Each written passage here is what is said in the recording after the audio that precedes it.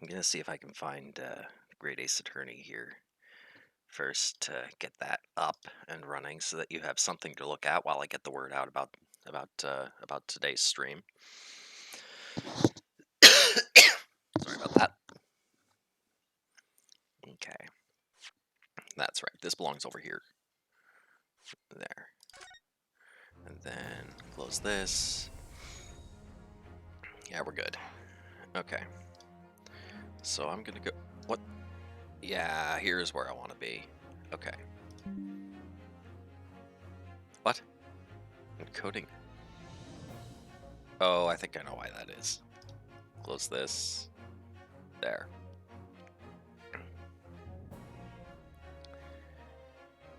That should fix it. Okay, let's see here. Need to find... Here we go. Copy link.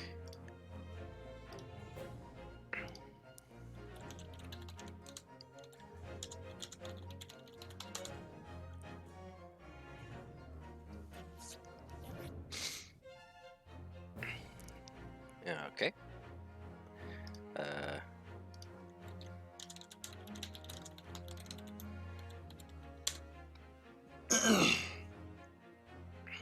Okay, so there. And here.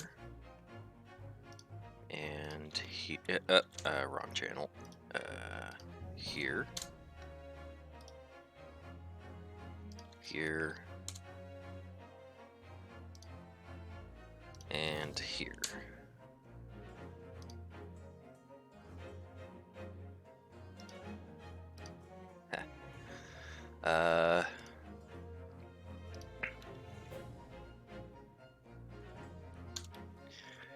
There we go.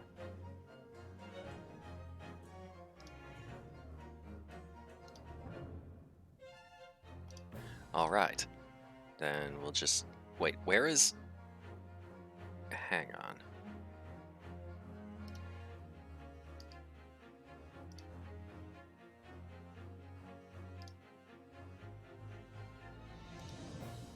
There we go. Okay. I think that should...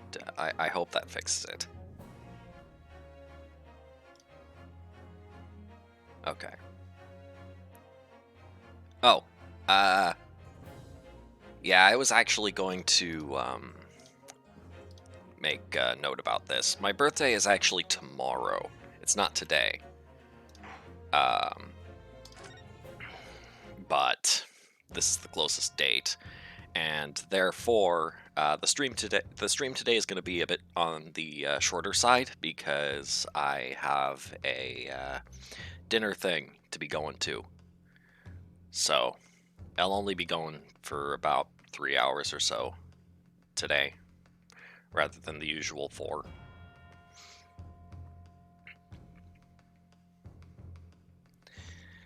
Anyway, let's get started. I'm trying to think now. I never actually gave Ryutaro my own voice, because before this persona showed up, someone redeemed points to make them sound like Robotnik. So one very good reason why the defendant might have decided to withdraw the knife from the victim's wound. I'm trying to sound like a girl sounding like a guy. It's not easy.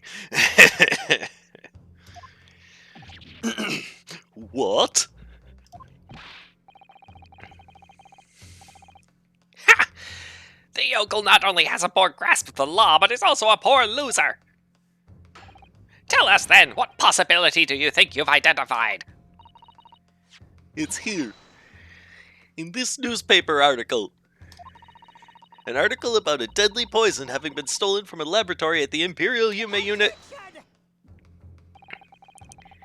The victim perished from a stab wound. Poison has no relevance in this case. But Prosecutor Ouchie, you will let the defense speak. But a newspaper article? The court cannot rely on the kind of hearsay those wretched publications carry. Counsel for the defense. I am going to need some tangible basis for your claim. You will indicate to the court precisely what part of the newspaper article mentioned affirms your assertion. Your Excellency! Yes, of course. Thank you. Ray would never have done something to further endanger Miss Brett's life without just cause. The reason why the defendant pulled the knife from the victim's body is explained in the article where it says... Gonna check the court record. Examine it. Okay. Deadly poison stolen from whatever. Nope. Deadly in tiny quantities. That's it.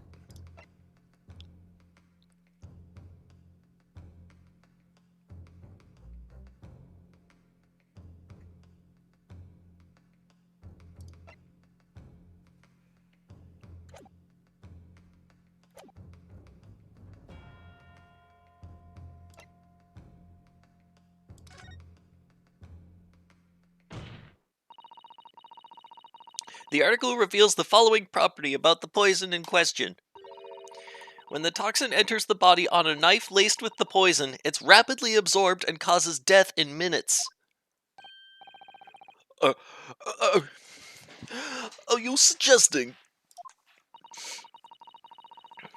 If the knife used to attack Miss Brett was laced with this very poison, it would explain why the defendant, Membami-san, would have withdrawn the blade as soon as possible.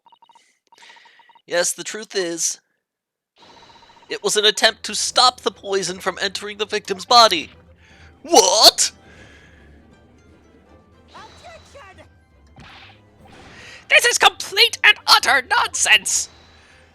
Not at all. The defendant withdrew the knife blade from the victim's body not to accelerate the woman's demise, but to save her life, and the prosecution cannot deny the possibility. Have you not read the post-mortem report? The cause of death was hemorrhage. The word poison appears nowhere in the document.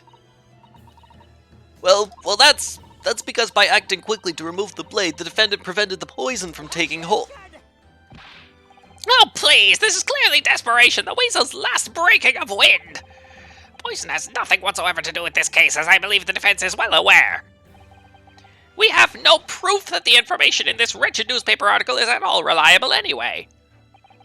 In that situation, what the student should have done is wait for medical assistance to arrive, but instead you claim she suspected poisoning and took the potentially lethal decision to remove the blade. She must have had a strong reason for her suspicions then, or the argument makes no sense. Oh yeah, it's on page 3 of the newspaper. Exactly! Well put, Inspector. On what grounds did she do it, yokel? Why did Ray suspect the stolen poison was involved? If you want grounds, I'll give you grounds. What? You can't possibly... From your expression, counsel, it would appear those are not empty words. But naturally, as you stand in this courtroom as a lawyer, you must be aware that words alone, empty or not, are of no value in our modern justice system. The court demands evidence.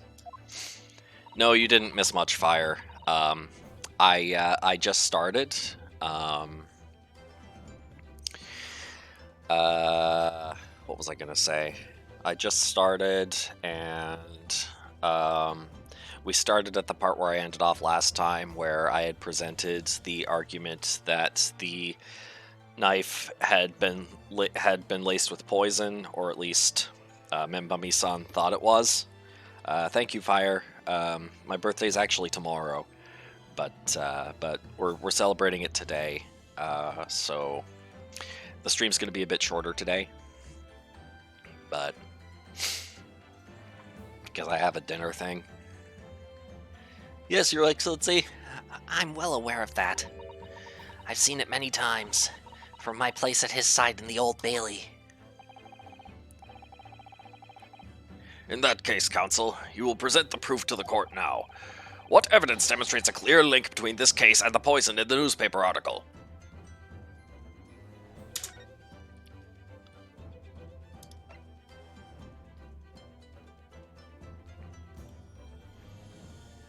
right here. This. All right.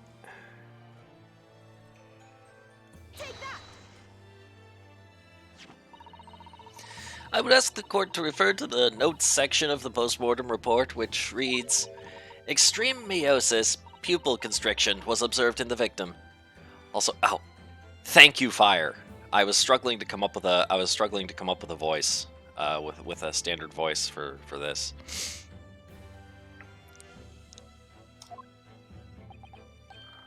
Oh! Clearly, being a yokel with no knowledge of forensic science. Clearly, being a yokel with no knowledge of forensic science, I have no idea. So please do tell me. Presumably, the fact that this condition of the victim was noted in the postmortem report means that it's an unusual symptom of death. Well,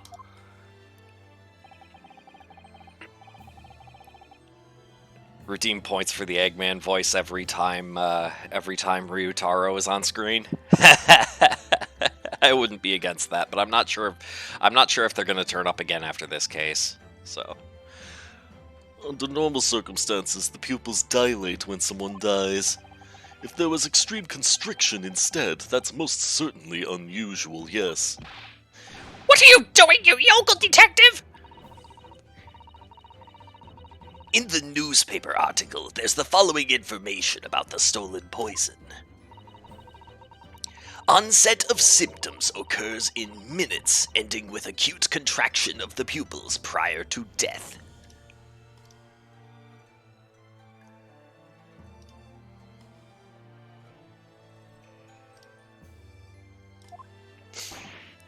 What? If the defendant, upon seeing the victim stabbed in the back, happened to notice that the pupils of Miss Brett's eyes had constricted severely.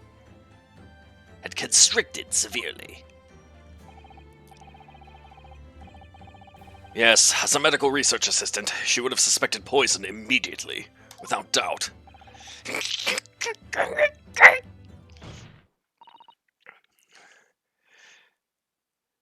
Prosecutor Ouchie! I think you'll agree, this is very compelling evidence. Yokel student and yokel professor!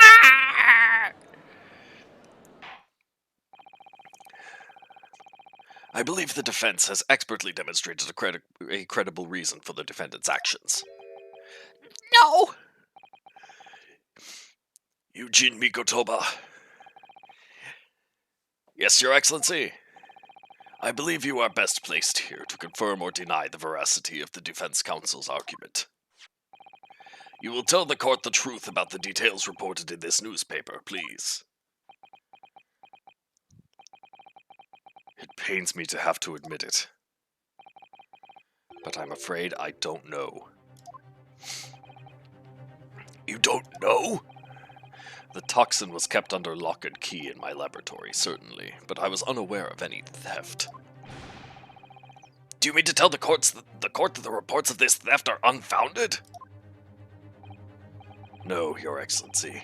Without returning to the laboratory to investigate myself, I couldn't say. Ha! Listen to the bumbling academic! Unaware of the theft of secret state research from his own workplace until he reads of it in the newspaper! I take full responsibility for the incompetence of my supervision. Father! A pitiful situation for a university professor. You should have more control over your students rather than allowing them off on killing sprees.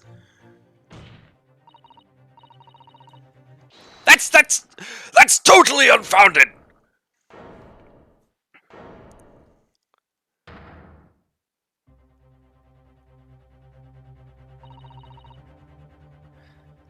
None of this is Professor Mikotoba's fault. It's all my fault.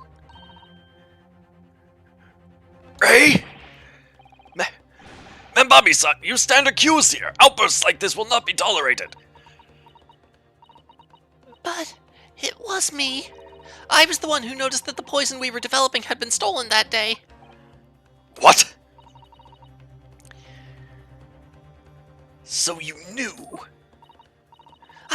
I'd been placed in charge of overseeing the project. It was the day that the professor and Sohaseki-san were interviewed together for the newspaper. That's when I noticed that some of the poison was missing. Just a tiny amount it was. Why didn't you let me know immediately? I was scared. The whole project was supposed to be confidential, but some of the toxin had somehow been taken. So, I decided I'd try to get it back before anyone else found out. Because I had a very good idea who the thief was.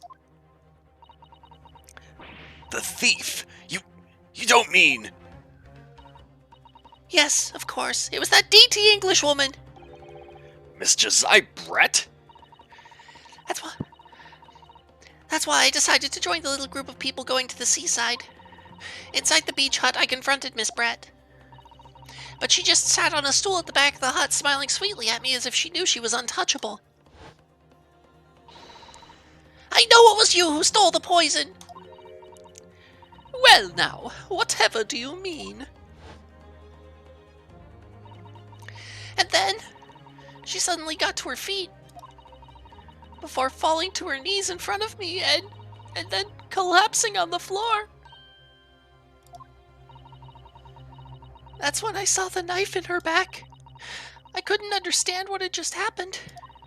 And then, a moment later, I was seized with fear. The pupils of her eyes they'd shrunk to tiny pinpoints. I don't believe it. In other words, you realized that the victim was suffering the effects of the stolen poison. My mind started racing. I hadn't seen anything past Miss Brett's lips whilst I'd been with her. Which left only one possible way for the poison to have entered her body. On the blade of the knife in her back. And that train of thought was what spurred you to withdraw the blade. Yes, if the amount that had entered her bloodstream was small enough, she might still have a chance. That's what I hoped. Really, I'm so sorry for staying silent all this time!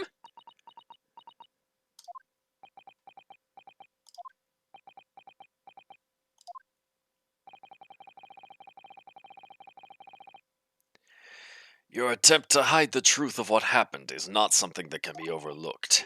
However, I have duly noted the courage with which you confessed in the end. Thank you, Your Excellency! It's barely perceptible, but I do think the balance has shifted a little here in this courtroom now. Your Excellency, do not be deceived! The victim just collapsed before your eyes, you say? Well, Membami-san, if that is the case, perhaps you can explain how Miss Brett came to be stabbed? Well, You have no answer, because the simple truth is that you stabbed the victim motivated by revenge! but you... But you have no conclusive evidence to prove that assertion, do you?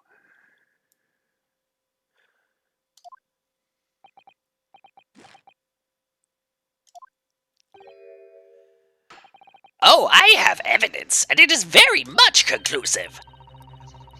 What's the prosecution counsel up to? It was brief, but he hesitated for a moment there. I'm almost sure of it. You will produce the aforementioned evidence at once, Prosecutor Auchi. Perhaps some praise is due, young yokels. Perhaps some praise is due, young yokel student. What? I had imagined there would be no need for me to submit this evidence. Oh, look, the prosecution's withholding evidence again.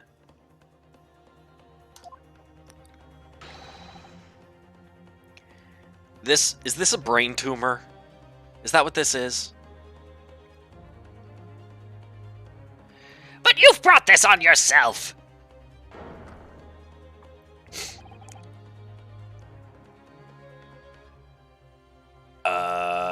I don't see what this is supposed to prove if we know that she was pulling the knife out.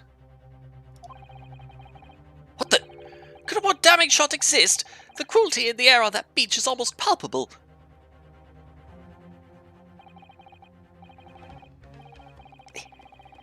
This evidence, more than any other, reveals the true extent of the accused's murderous nature.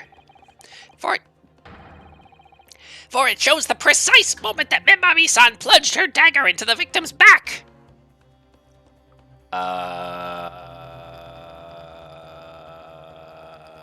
Slight problem. Who took the picture? No, that's not true, no! Yes, exactly, Fire. I don't believe it. No way! I can't believe this!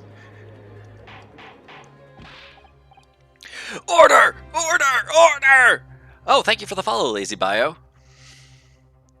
I'm guessing you're the same bio that I was playing Monster Hunter with last night. Glad you came.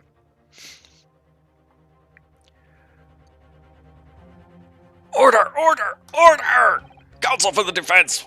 Was it you who was responsible for that shrill scream that just pierced my courtroom?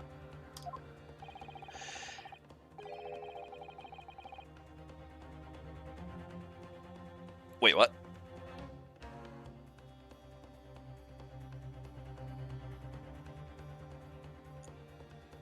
Oh, okay, that's what happened. She broke character. Perhaps his voice has yet to break. These yokels are slow of mind and slow to mature. I'll show you who's slow to mature. Careful now. Susato is starting to show her face here. It was, yeah. It's like, ah! That's where I got mixed up, yeah, Fire. There wasn't really much of a tell there until after the judge had said something.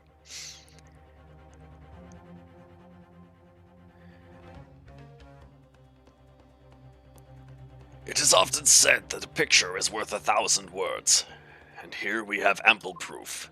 Proof that a third person was in the hut. The court will accept this extremely cogent photographic print as evidence. The incriminating photograph has been entered into the court record.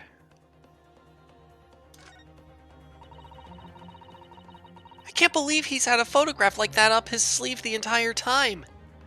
Oh, this is the second... This is part 2 of the Great Ace Attorney Chronicles. The goose was in the hut. The swan, you mean? On the hat? Maybe. It's such a stark image. I'm genuinely lost for words. Wait a minute. I don't understand. How did you... I mean, who took that photograph? Ray. There's the question.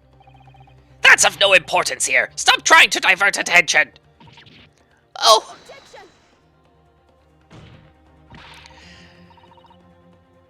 That's an absurd thing to say. It's crucially important. Whoever took this photographic print was a witness to Miss Brett's death. The court must be allowed to hear this person's testimony. Ah! I will uphold the defense's demand. The prosecution will reveal the identity of the person responsible for taking this photograph at once. Well, I'm afraid I can't do that. Pardon? You see, this print arrived at the Imperial Police Bureau headquarters by express post yesterday. But there was nothing to indicate the sender's name or address. The provenance of the print is unknown. Goodness. Are we to understand, then, counsel, that in full knowledge of the fact that this photograph has the murkiest of origins, you nevertheless believe it fit for submission as evidence in the Supreme Court?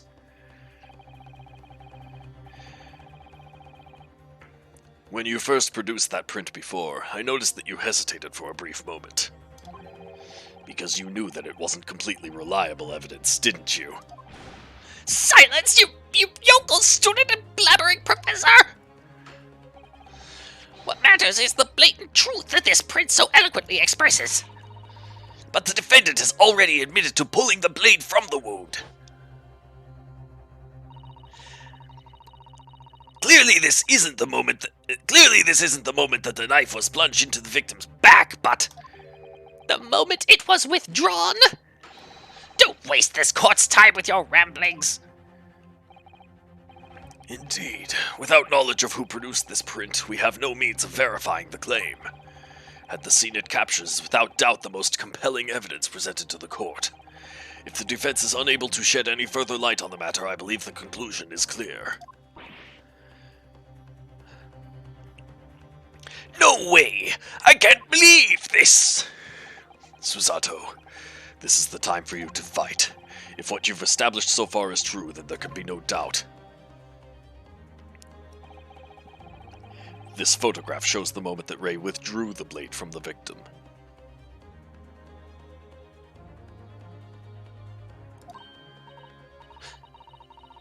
Yes, we just need to prove that somehow. You'll have plenty of time to rue your defeat on the slow train back to the provinces. And to rue the day you came up against Takatsuchi Aochi in the court of law. Burn the image. If it doesn't exist, it can't be used as evidence. Yeah, I mean, that's what Miss Brett did at one point, so... If I can't determine who took this photograph, then the trial is going to come to an end. There must be a clue somewhere. There must be some way of working out who took it. Well, counsel.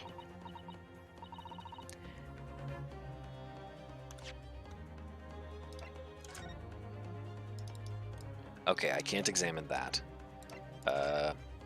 This is the poison thing.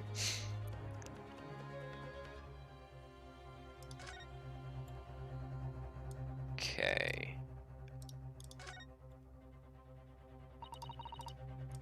We did this already. If we take off the pen's lid,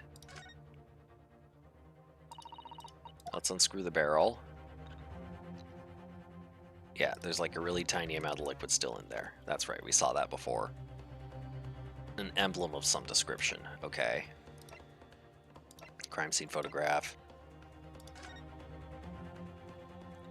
And then this was where we found the poison article. Okay. Okay. British, single deep stab wound from behind. Yep, piercing a lung, resulting in a... Yep, okay.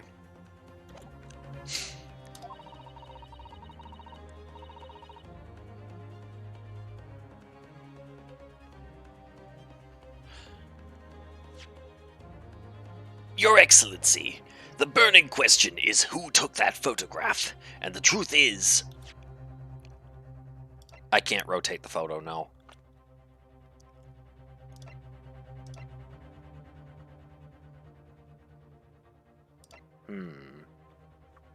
It can't have been you.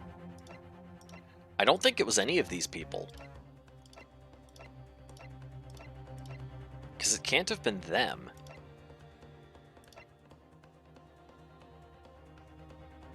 Was surreptitiously submerged in the sea. It can't have been Detective Man, because Detective Man and Natsume were out here at the time. Since he had to be around Swan Lady? No. No, Hosonaga and Natsume were out here, like, in this direction. They were not on this side, they were on the other side.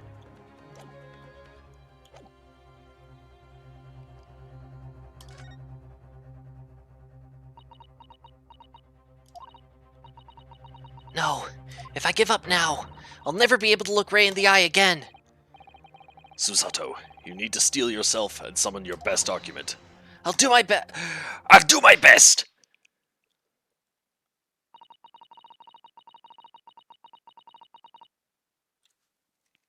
Would it be unreasonable to assume that Detective Man set up a hidden camera for whatever reason because he's working for secret whatever it was he does again? No, not entirely unreasonable. That's a good point. But like Hosonaga doesn't seem to be trying to cover anything up right now for the sake of incriminating Ray. That's the issue. I don't know what does and doesn't exist at this time, but I'm going off the fact that there was something like that in the shop because of Sholmes Man. Maybe.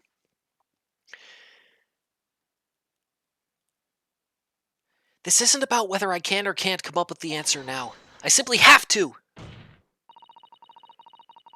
The identity of the person who took this dramatic photographic print is, I assure you, something the defense can and will reveal.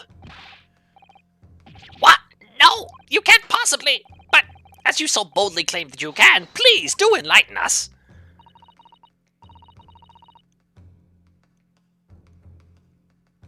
Unfortunately, I'm unable to present a name. How utterly underwhelming. I didn't get a chance. How utterly underwhelming. Did you really believe you could... However, I am able to present evidence. The defense has a piece of evidence that reveals important details about the photographer's identity. What? Very well then, counsel. Present your proof to the court. Which piece of evidence do you claim reveals something about the identity of the mystery photographer?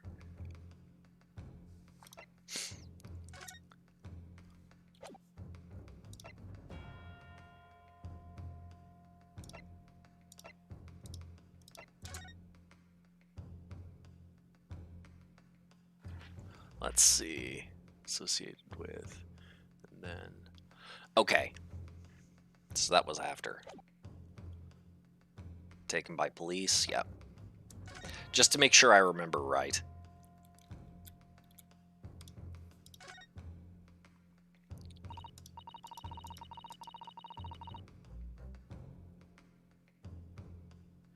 Well, we know for certain that this emblem isn't that of Yume University. The police really ought to have spotted that. They were obviously convinced of Ray's guilt from the outset.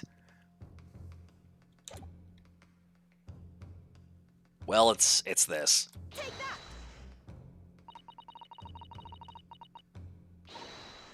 It's not? Huh. There was initials on the pen. Would that mean anything? The initials are RM.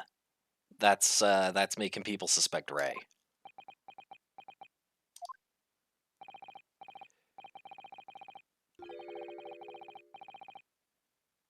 I'm afraid, counsel, that when presenting... The piece of evidence in question is this! I'm afraid, counsel, that when presenting evidence, you must learn to temper those wide, nervous eyes. I'm obliged to penalize you for the lack of focus in both your eyes and your answer.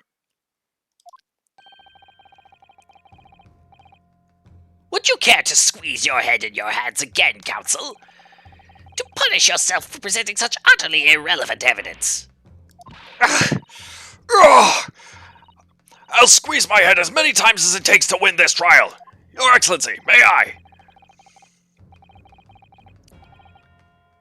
May I? You may present another piece of evidence, but no more squeezing, counsel. Which piece of evidence do you claim reveals something about the identity of the mystery photographer?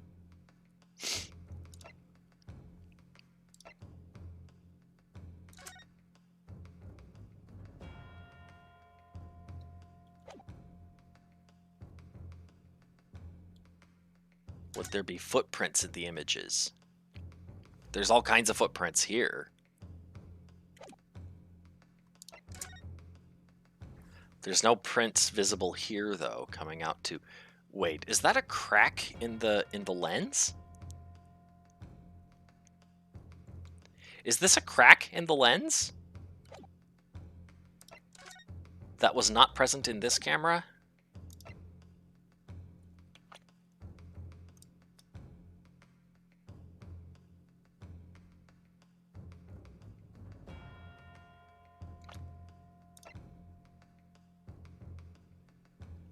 Well, let's try this. It's a thunderstorm inside the hut. Yep.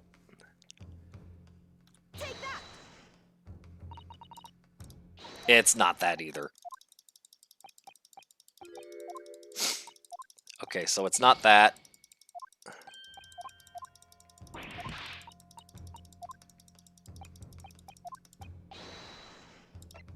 I'm just gonna try something here.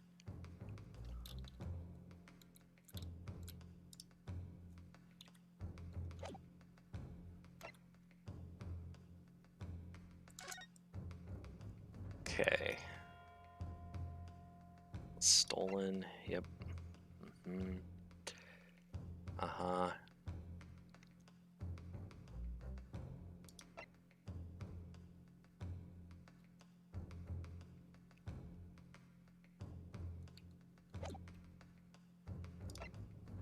Yeah, this is a problem.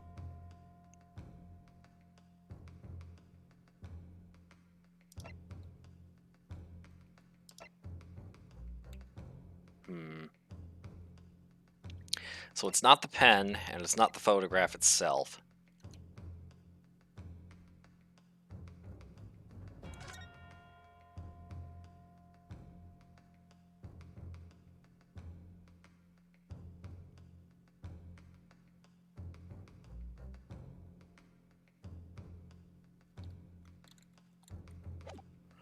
Hmm.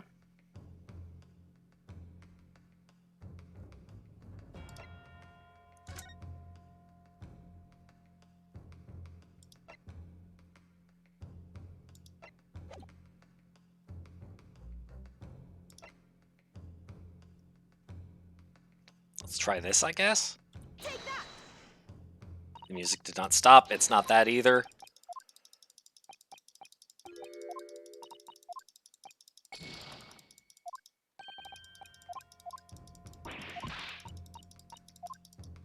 I legit have no idea.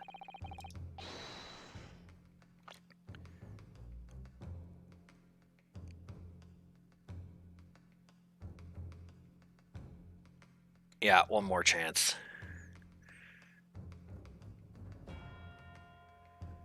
Let's see. Is it the poison stuff?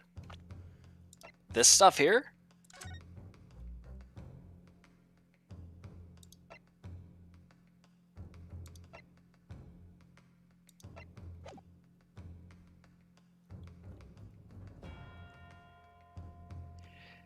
The poison article?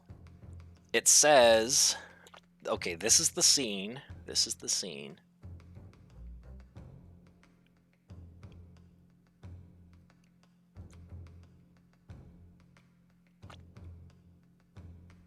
This is the poison article. Following a lecture at Yume by Sosuke Natsume on 11th of August, it's come to light that a very disturbing... Yes, it said that symptoms appear within minutes. Would prove fatal in minutes. It says that, yes. Onset of symptoms occurs in minutes, starting with impaired breathing and ending with acute contraction of the pupils prior to...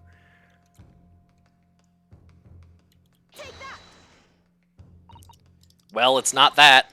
It's not the poison article. Well, game over time. That will do. I'm now satisfied that no reasonable doubt remains in this matter. The defense has consistently failed to refute adequately the assertions of the prosecution.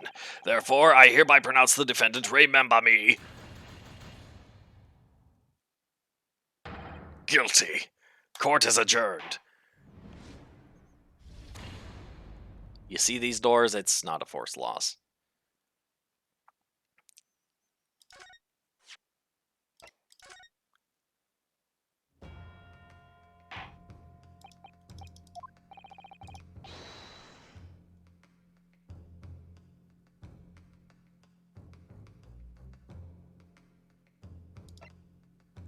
That just leaves these two.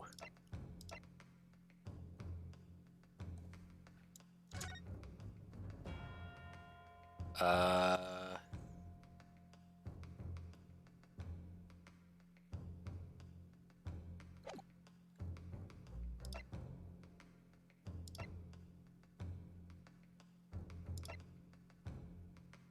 Wait a minute.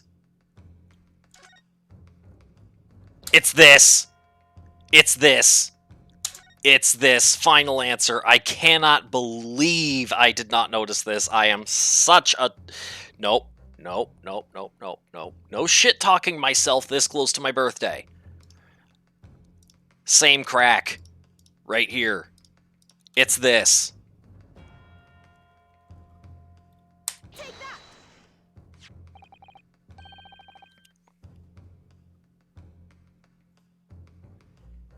Whoever took the camera used to take this mystery photograph is the same camera that was used to take this picture of Natsume and Professor Mikotoba. And I missed that.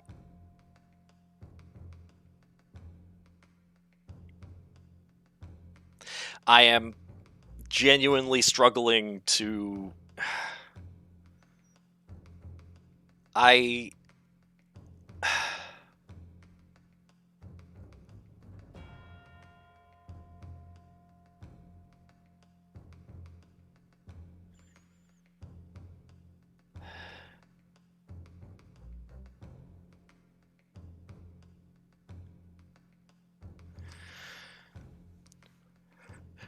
What is that?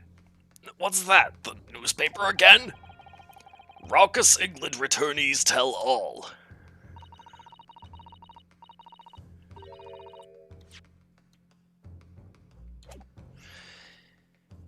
It's not the headline that's relevant here, Your Excellency. It's the photograph. If you look at it closely, you'll notice that there are some white lines on the right-hand side. Ah, thank you, Bio. Ah, yes, indeed. They had already caught my eye, as it happens. Ha! What of it? A shadow of some kind, presumably. From the branches of a tree or the like. There are no trees growing inside my laboratory at the university, I can assure you. Now, if you look closely at this photograph...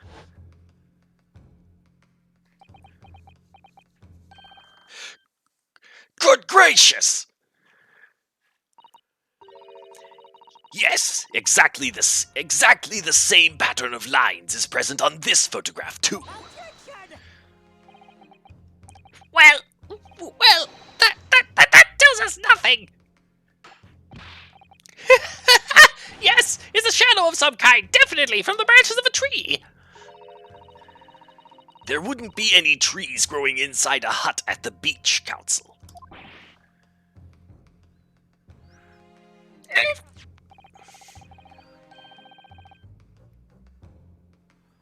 What's quite remarkable about it is that the two patterns are absolutely identical. How could such an extraordinary similarity have transpired? The curious matching pattern that appears on both photographic prints is the result of a camera defect. This is what we are onto from the beginning, yes.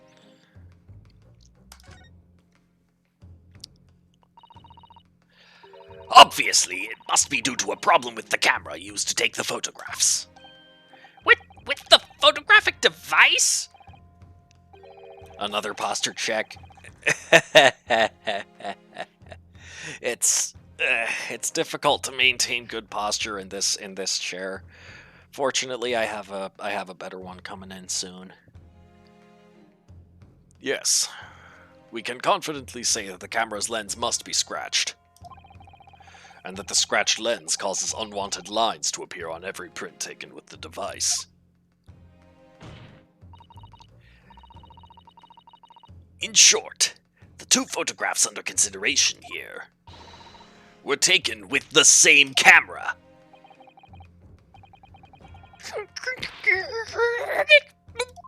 But there must be hundreds of such camera devices here in the capital. It would be utterly impossible to identify the owner of this particular one.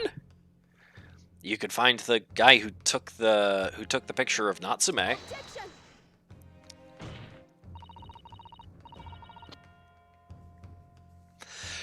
I think you're forgetting, Prosecutor Ouchie, that one of the photographs featured in a newspaper article. A newspaper? Ah! That's right. The author of that article is the mystery witness to this crime. What? What?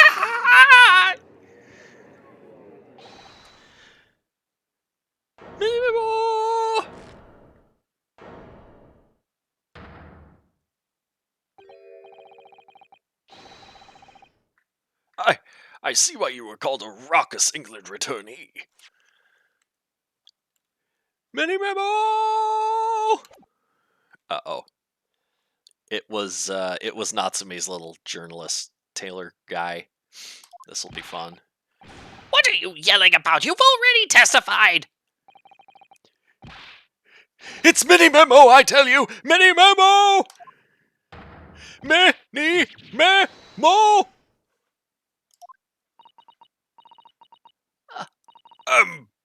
Soseki-san, what was that? Did you say Mini Memo? Did you say Mini Memo? Ever since I returned to Japan, the reporter from the Shoyu News has been hounding me, following my every move. A reporter by the name of Raiten Mini Memo. Yes, hounding me from dawn till dusk. Well, yeah, he was here when Natsume was testifying. Remember the guy in the overalls? Ah! Now that he mentions it. There he is.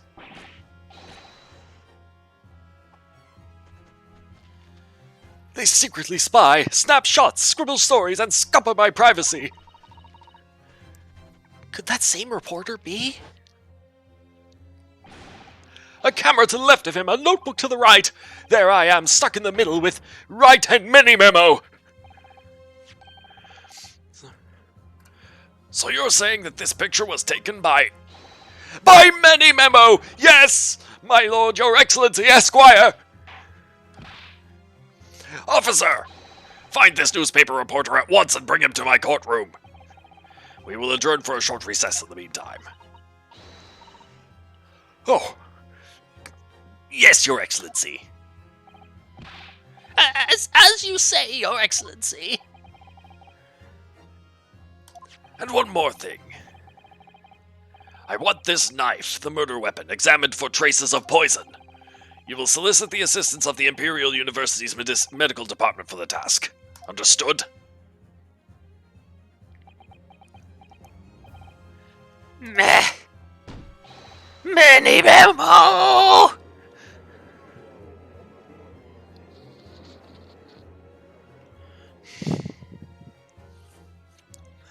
So we know that Mini Memo was either the killer or an accomplice thereof. This will be interesting.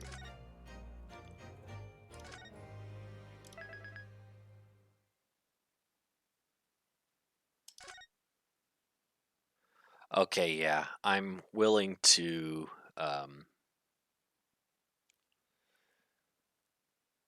admit that yeah, I probably should have gotten the credit for presenting the photo itself, because like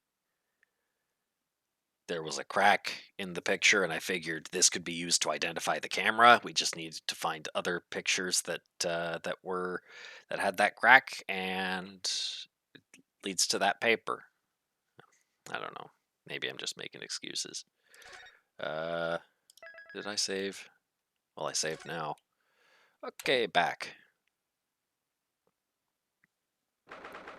Oh, right, there's one thing I need to check.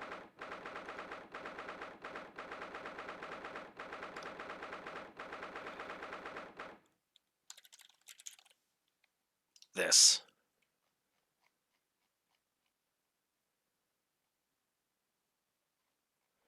Okay.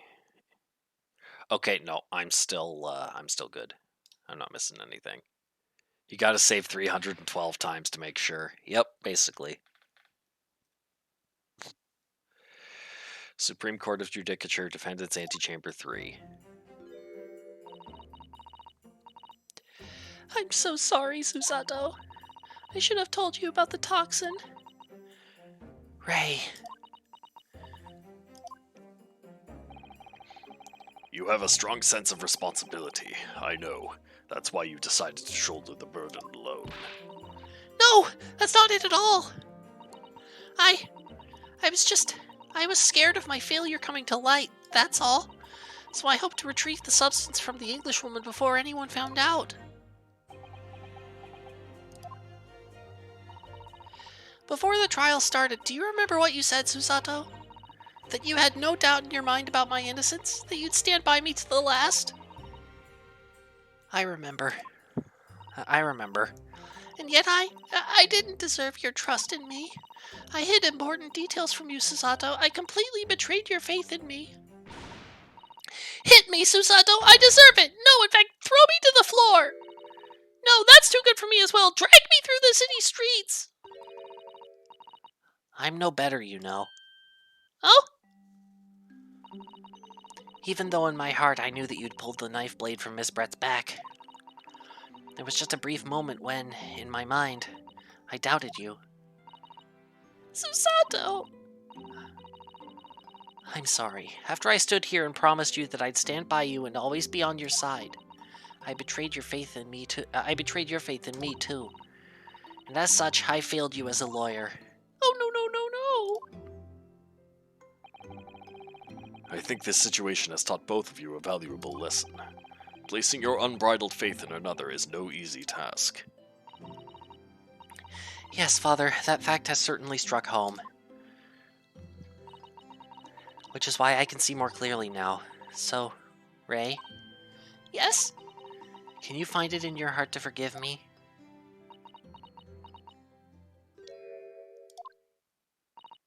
Oh, Susato.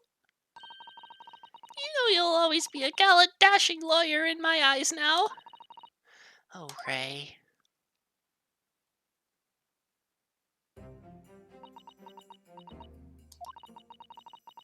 I was so scared, when it happened. I didn't know what was going on. The Englishwoman was sitting at the back of the hut, listening to what I was saying. I know it was you who stole the poison. Well, now, whatever do you mean? Sasato. Ha. And then a moment later, she suddenly got to her feet. Before collapsing on the floor in front of me, with a knife in her back. It all happened right before my eyes.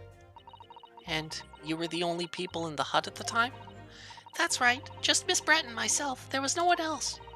So I just don't understand how she could possibly have been stabbed like that. Through the wall. A great mystery indeed. I still can't believe it happened. That's why I just couldn't bring myself to speak up. Do I do Monster Hunter streams? Sometimes. Not right now. Typically they are filler for... They're kind of my backup for when any given slot I can't be doing anything else. So, for example, when I was in Toronto and I was stuck with a laptop that could not handle parry, I did Monster Hunter streams on Thursdays in place of to fill in for parry. So... I still can't believe it happened. That's why I just couldn't bring myself to speak up. It'll be all right. However it happened, and whatever really went on by the sea that day, I promise you that I'm going to prove everything you've said you saw is true. Spoken like a true Migotoba. Now, I think we should discuss what's coming up in the trial, don't you? We don't have much time. We must make sure we have our facts in order. Yes, I expect the poison is going to come under close scrutiny in the upcoming proceedings. The police should hopefully have identified it on the blade by now. The trouble is, it's a completely new laboratory synthesized blend of alkaloids. The police won't have any way of testing for it. Oh, I see. Yeah, this came up before with the curare in the first part. Yes, without this chemical reagent, it's impossible to detect the toxin. Chemical reagent? I sent a colleague of mine off with some earlier to deliver to police headquarters. I think perhaps you should have some as well, though, just in case. The chemical reagent has been entered into the court record. A special indicator solution for a new poison under development by me. Yep. Okay. What's the matter, Susato? You're suddenly very quiet. It's this newspaper article. Exclusive, deadly poison stolen from Yume Medical Research Laboratory. Many Memo stole it. The author of this article stole it. I'm wondering how the information got out, given that it was a government secret. It was all the English woman's doing! What? It was when the professor and Sosuke-san were being interviewed at the laboratory. That so-called English lady swanned in without any compunction, said to Professor Mikotoba, "Oh, Professor, surely your guest would love to hear about your work on that substance there." It put me in a very awkward position, to be frank. But Sosuke-san's curiosity had been piqued, so I had little choice but to give him a cursory introduction. So then, Sosuke-san knew about the poison. But so did many Memo. Yes, and it's highly likely that the reporter who was writing up the story about us would have caught a glimpse of the toxin too. This Many Memo-san. By the way, did that reporter join you all when you went to the beach? Oh! No, I don't remember the reporter being there. Indeed, he shouldn't have been. I very much doubt anyone would have wanted him there. Oh? A known criminal had been given permission by the authorities to bathe by the seaside. Sosuke-san pointed out that inviting a reporter might be problematic, so the man was sent back to his office. Yet he obviously didn't go back. He secretly followed the party to the beach and took this very candid photograph. And then presumably he posted it anonymously to the police. Ah! Yes, that must be what happened. Counsel! We've just heard that the new witness is now ready to testify. The trial is about to resume. Please proceed into the courtroom at once. It's time to steel ourselves once again, then. Defense Attorney Ryotaro Naruhodo. Yes! Ray has put her faith in me now and told me everything. So I can't let her down. I have to prove that what she's telling the court is true. I have to prove what really happened that day.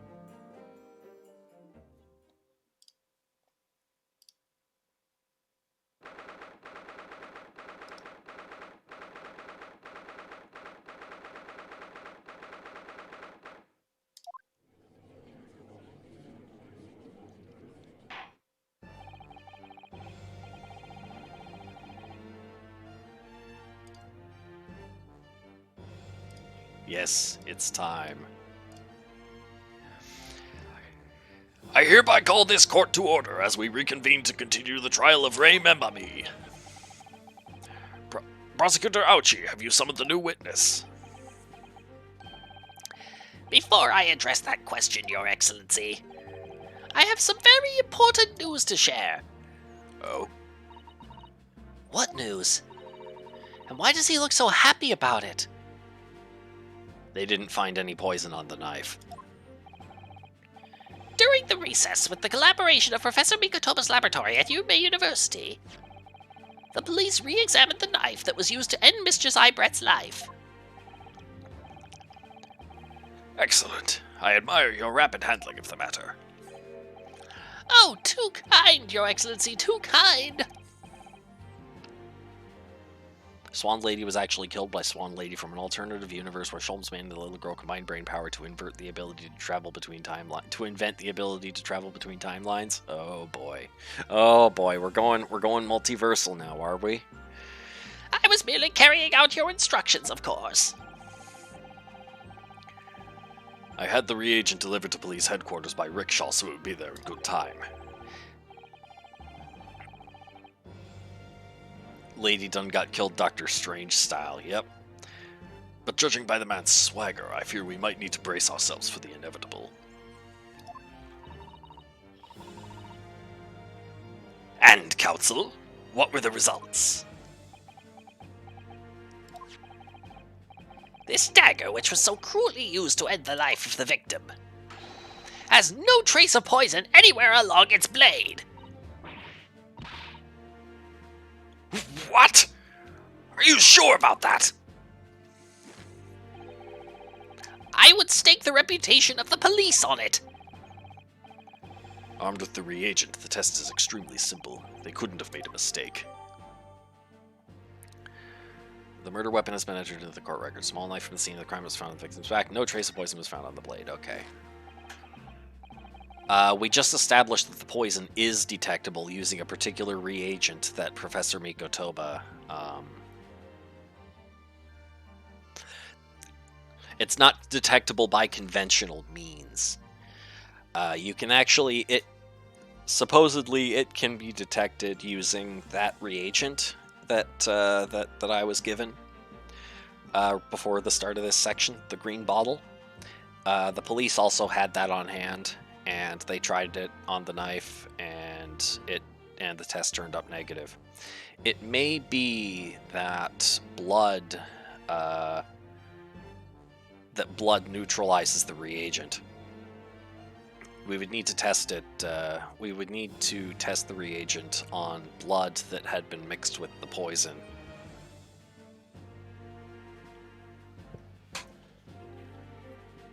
But I don't imagine that level of chemical forethought would have been put into a game like this. In short, the accused's feeble excuse earlier has been utterly destroyed. Oh, he's not gonna get away with this! Away with this! Now the prosecution is ready to call the new witness. Ah, the newspaper reporter who managed to capture a photograph of the crucial moment. Good. Very well. Officer, bring in the witness. No trace of poison on the knife, but if that's really the case... How could the toxin have entered the victim's body?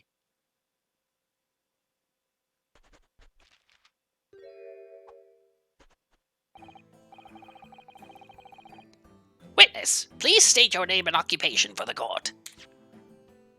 That's not the button I meant to press. This is.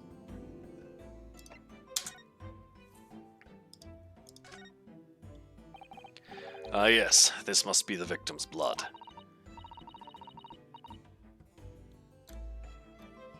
Oh dear, blood is never a pretty sight, is it? I'm having to fight the urge to run it under a hot tap and get it clean. You've always been fastidious about cleanliness, haven't you? I think this is something else, Father.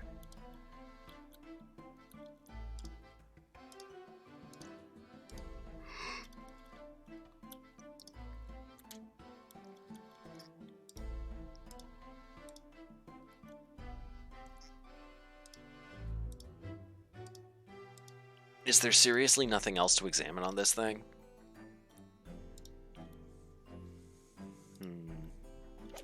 Weird. Let's try this then.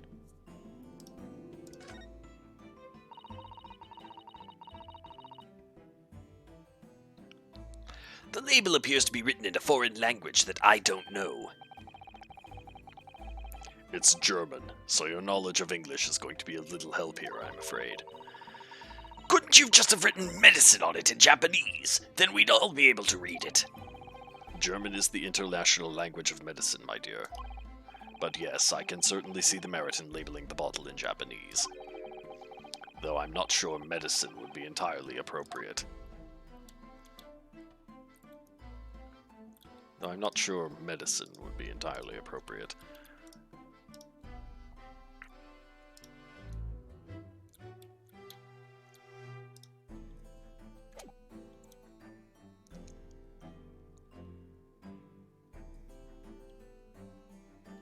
Okay, so I've examined those two things.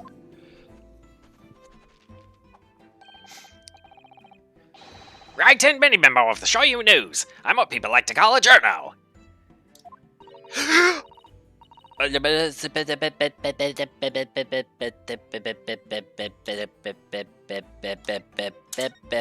This pen is his. RM, Raiten Many Memo. But more damningly, this little this little thing here.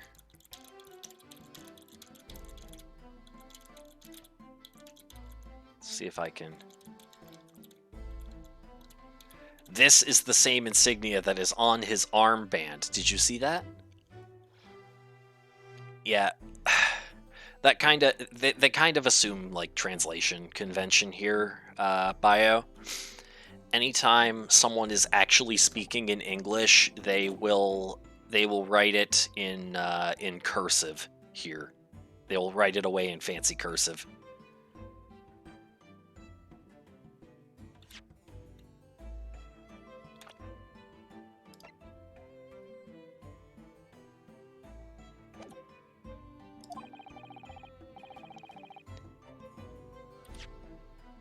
Oh.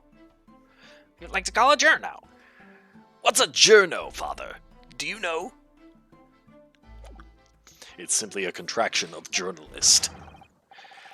I'm there with the news breaks, putting pen to paper to catch those scoops so they're in print the next morning. See, this is the same symbol that's on the top. That's on the end of the pen. See it?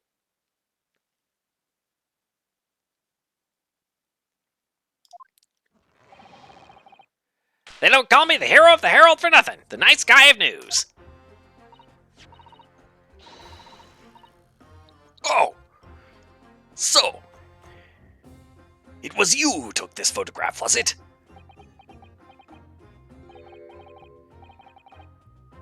Well, well, what have we here? I'm sorry?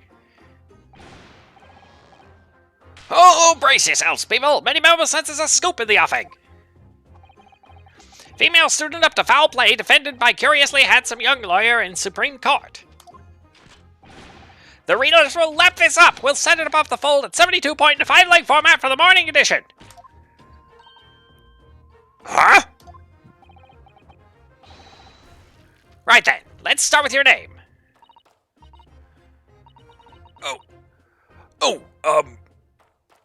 It's Ryutaro Naruhodo.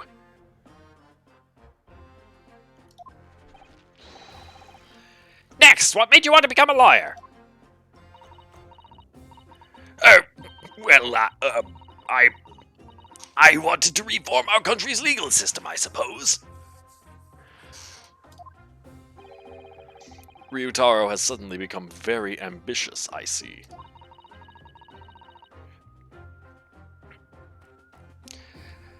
I just borrowed Kazuma-sama's dream for a while. By the way, my name is Taketsuchi Auchi. That's Taketsuchi Auchi. The so-called dark horse of the Supreme Court, my objections strike fear into every defense lawyer's heart.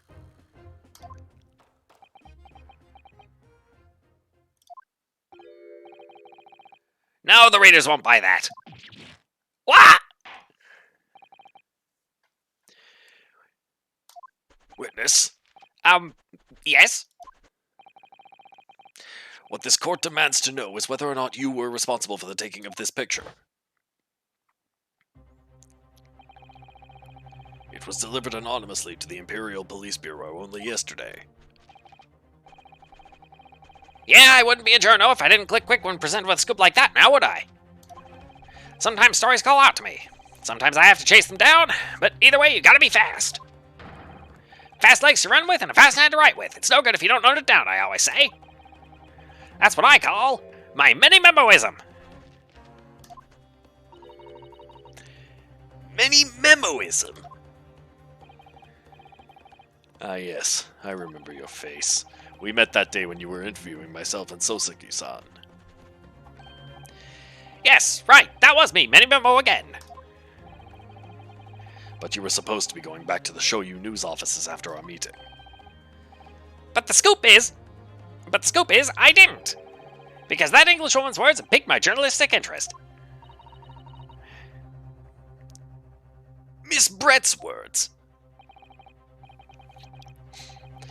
A criminal left to do as she pleases just because she happens to be a British citizen. It's horse dung! This country's judiciary is rotten to the core. This Supreme Court's rulings aren't worth the paper they're written on. The police are just imperial pawns. Stay your tongue, young man. There are complex political issues at play. Well, anyway, I quickly jotted down those words she said in my mini memo pad. Are you ready? I'll read it out. It's all here. Right, here goes. I should like to go with everyone to see your country's coast. A serious criminal going on some junket. The people need to know about this. That's why I decided to sneak after them. To get the woman's story so I could hammer her in the press. Do you mean to say that you did indeed witness it firsthand? The grim scene portrayed in this photograph? Oh yes, I saw with my very own journo eyes. From start to finish through the viewfinder of my trusty camera. How many pencils does this guy have? And why does he keep wetting them with his tongue? I would understand that if they were like fountain pens, but that doesn't look like a fountain pen. Thank you, Minimomo-san. You will now give a formal testimony before the court. You will state exactly what it is that you witnessed of the events surrounding Miss Brett's death.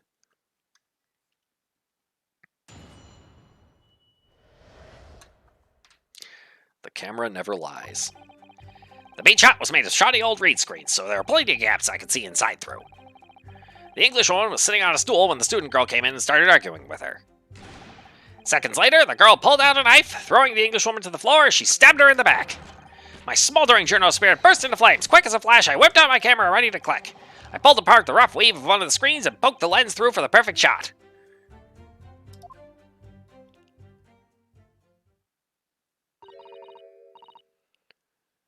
Reed screens, you say? Right. You can see them clearly enough in that great shot I snapped.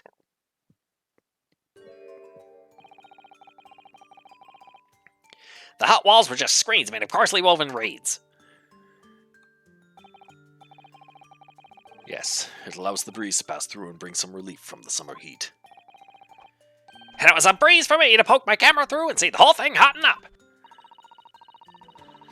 Ignoring for the time being the appalling invasion of privacy involved, did you witness everything that happened from the moment the defendant entered the hut?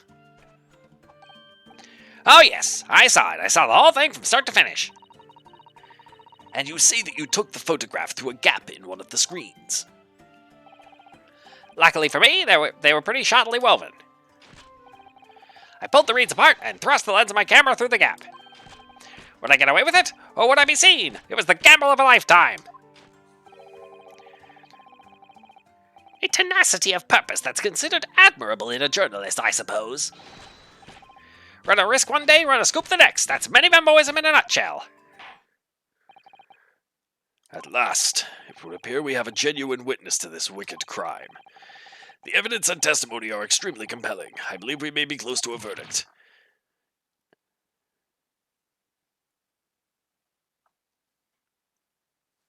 No way! I can't believe this!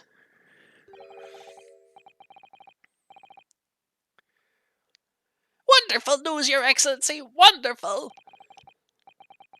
Can we take a blood sample from this guy? Sadly, I don't have the blood rig. I don't have the blood rig here. It's still in Britain, and this is Japan. Nevertheless, it cannot be denied.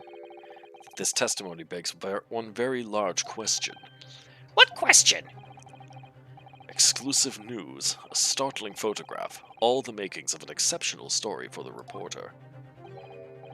Why then was the story never published? Oh! That's right. That's right.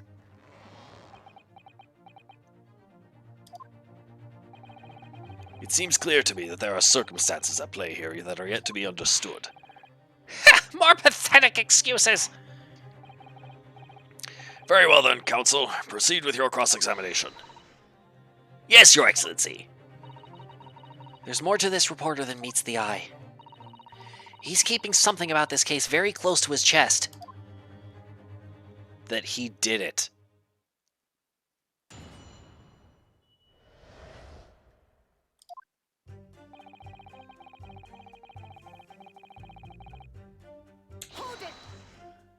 Get a load of this!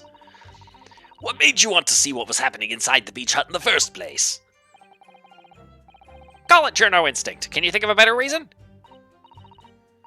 Oh, I don't know. Perhaps because as well as being a proven criminal, the person inside was a young woman. I see where you're going with this. Brace yourselves, people. He's painting the journo as a voyeur. Brace yourselves, people. He's painting the journo as a voyeur. It's hardly slander, sir. You had a camera, and you were taking pictures without the woman's knowledge. Nope, you've got it all wrong, little student boy. Sorry. To my mind, all that was inside that hut was a scoop. Nothing more, nothing less. Scoops know no gender, man or woman. It's all news. That's not even many-memoism. It's basic journalism. If only the courtroom was as indiscriminate. Right. So if that's all buttoned up, can we move on? Tell the court then, witness, what sight befell your eyes when you looked inside the hut? A sight that vindicated my journo instinct, that's what. When I pulled back the reeds, I could see it all as clear as day. The English woman was sitting on a stool when the student girl came in and started arguing with her. About what?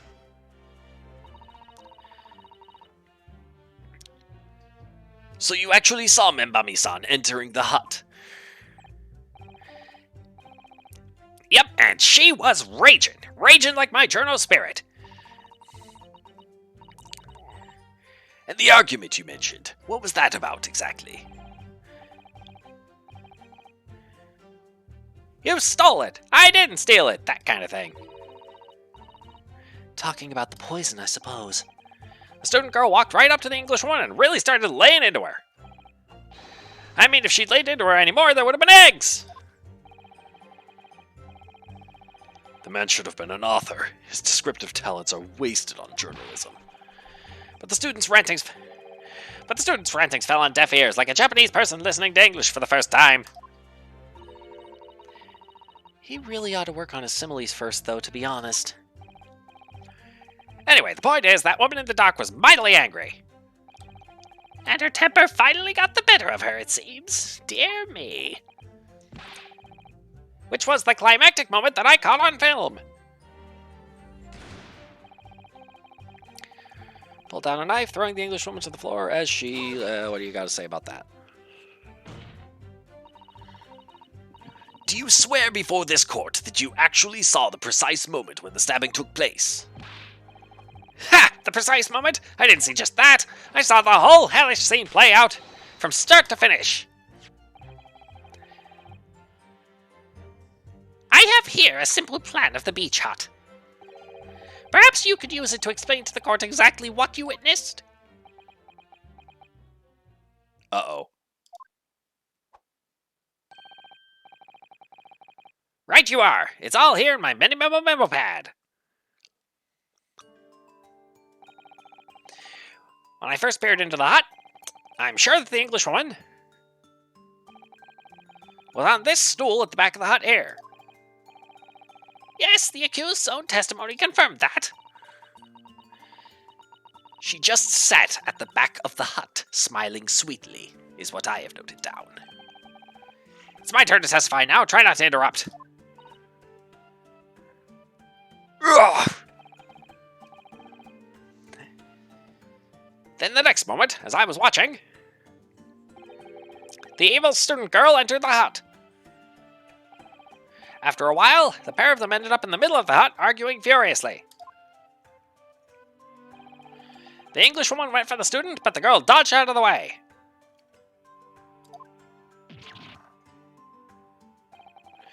And in a flash, plunged the knife into her adversary's back as the two passed each other.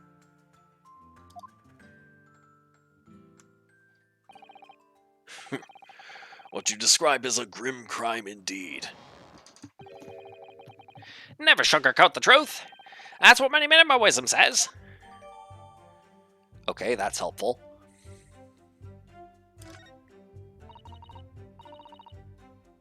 Ah, thank you, Bio.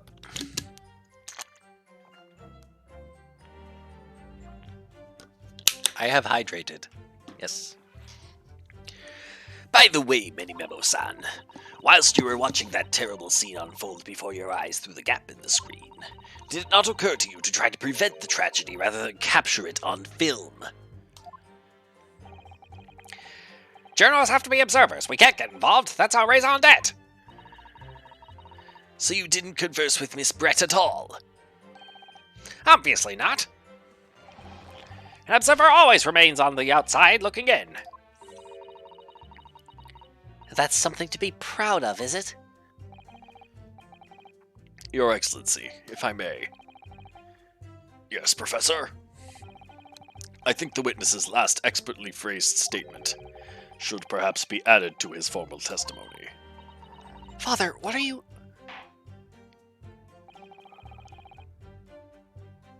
I will grant the defense's request. Memo-san, you will supplement your formal testimony with the aforementioned statement. Well, nihilism is the foundation of any memoism, but I'll gladly prove that my words aren't meaningless.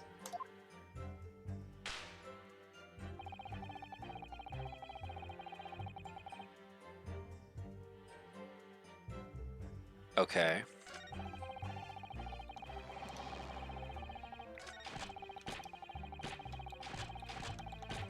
Uh-huh. Okay, this is what I want to press here. The court is fully aware of your desire to capture the incident on film, I'm sure. But why then did you choose to post the photograph anonymously to the police? Wait, I just realized, no, I need to present the pen to that new statement. I'm afraid I don't understand a word that's coming out of your mouth.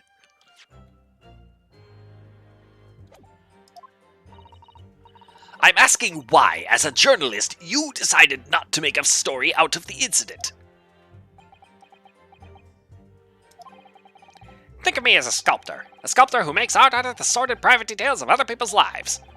But I never discuss my own personal life on principle. I mean, that's basic minimalism. It's not something to boast about! No doubt your burning desire to see the truth exposed and justice done was what motivated you. That's it, that's brilliant! My burning desire to see something or other exposed. There has to be a good reason why he didn't think to write that article about what he saw, though. By your own admission, you were outside the hut. How then did you manage to take the photograph? Ah yes, that, I'm glad you asked.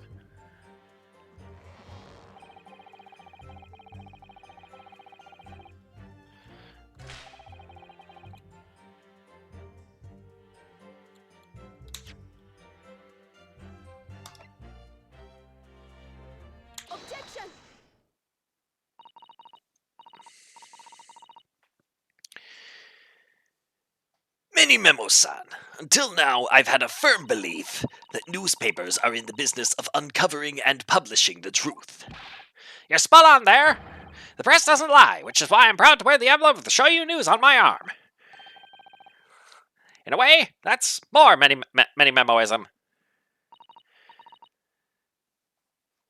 Sadly, though, it seems the journalists who write for those papers don't always share the same passion for the truth. It seems the journalists who write for those papers don't always share the same passion for the truth. What are you suggesting with those recriminatory words, Counsel? Memo-san, do you recognize this fountain pen? Ah! This pen was found at the scene of Miss Brett's death. In fact, the murdered victim was gripping it in her hand as she died. What are you... If you look at the barrel of the pen, you'll notice that its owner's initials are engraved there. R.M. Yes, thank you for bringing that up, Counsel. The initials of the accused, remember me.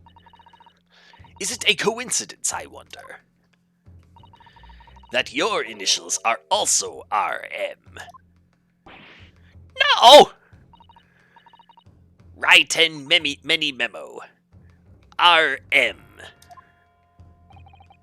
That's horse dung!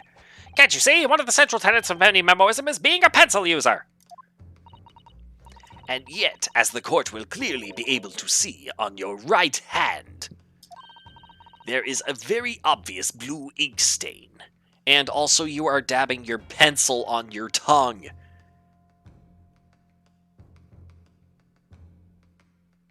As we noted earlier. Very obvious blue ink stain. It would appear that you must have rather carelessly left it somewhere recently. Tongue stab, classy. Your favorite fountain pen, that is. Horsey horse dung! Many Memo-san, is it not the case that before she died, you met with Josiah Brett in that beach hut? Why should we listen to this absurd nonsense? It's nothing but another excuse.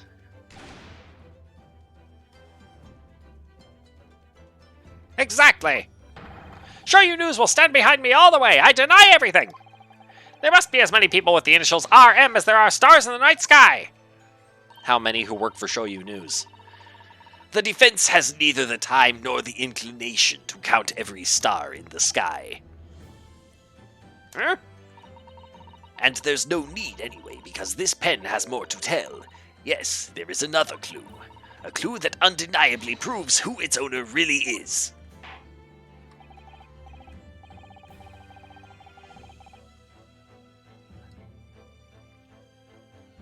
In that case, counsel, the defense will now show the court where this alleged clue lies.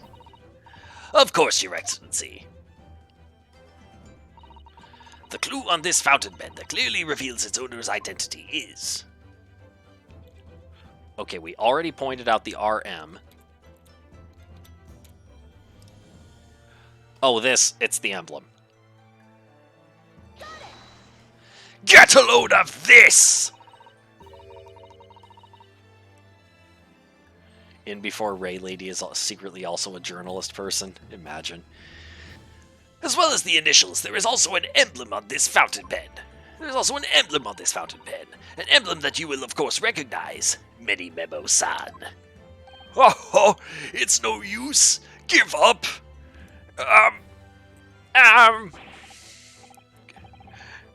Goodness me, it's the emblem of the Show You News.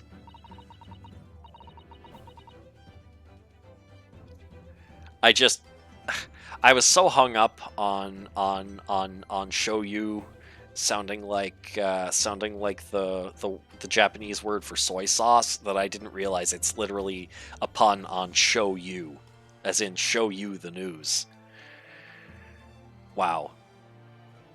Whoosh. In other words, the owner of this pen is an employee of the Show You News, whose initials are RM. Suddenly, the stars in the night sky don't seem so numerous, do they? Well, Many Memo-san, how do you respond? No! Order! Order! Explain yourself, witness.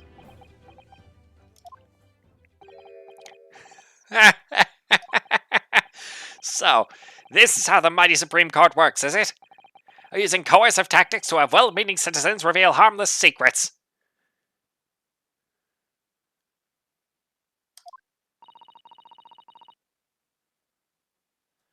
I've used nothing but honest tactics.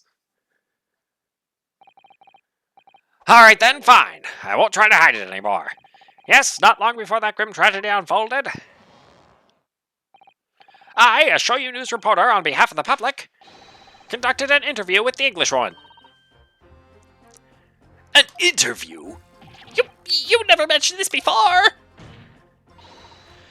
When exactly was this? As I said, it was before that evil little student girl showed her face in the hut. It couldn't have lasted more than 2 or 3 minutes. That's all. It was just a brief exchange. But it came to nothing. And as we many memoists say, the people don't pay their dues for unworthy news. However insignificant you deem it to be, this court cannot overlook the meeting between yourself and the victim. You will testify now under oath about the precise nature of this meeting and what transpired. Got it, yes, alright. But On one condition. Condition? In all good conscience, I couldn't speak out alone about this. You need to call back the earlier witness, Sosuke Natsume-san. Sosuke-san! Oh yes, according to my notes here, that man has a secret of his own. And brace yourselves, because it's not a harmless one. It's big. What? What? Minimalism states that one man's secret is every other man's front page story. What about your secrets being everyone else's front page story, huh, Mr. Minimemo-san? Very well. I will grant the witness's request in this instance. Officer, summon the earlier witness back to the stand. Sosuke-san, hiding something?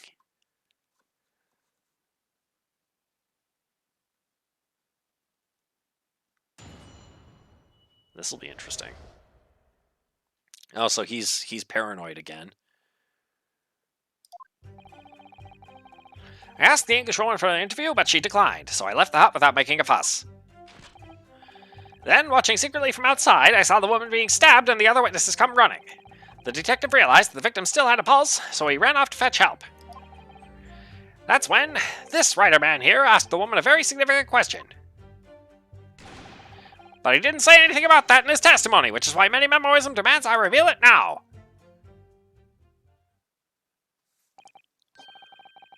You mean to say the victim? The victim regained consciousness? And And when she did, you decided to ask her a question. that's, true, yes. He did. And that's not all. The woman gave him a very definite answer. An answer that incriminates the accused. This is preposterous. Why am I only hearing about this now? Why didn't you mention this before, you yokel hack? It wasn't even a conversation. Yes, I did pose the withering English rose a question. I don't deny it. But she could no longer speak. She was barely conscious even. Yes, he asked her a question after she got stabbed. Counsel for the defense, I expect a thorough cross-examination to be conducted here. This court must and will know the truth. Absolutely, Your Excellency. The reporter is claiming that Miss Brett implicated Ray somehow? What on earth could have happened in that hut? All right, we're gonna have some pursuing to do here.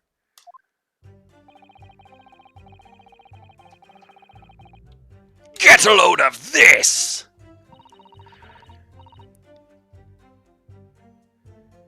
You asked her for an interview, you say? Well, of course I did. I wanted to ask her about the incident she was involved in at the end of last year. About the case in which Dr. John H. Wilson lost his life. That's not the way I phrased it. Minimalism calls for straight talking. Why did you murder Dr. Wilson, is how I put it to her. Yes, that sort of talk is as straight as a ruler. Ask every question as if you're asking for a menu in a restaurant, I say. It's the best way. A veteran at the paper taught me that. And how did Miss Brett answer? With one simple phrase. Mystery is a woman's charm. Who that told me? So I waltzed right out of there. Really, something about that doesn't quite seem to fit together. Leave every room as if you're waltzing in a dance hall, I say. It's the best way. A veteran at the paper taught me that.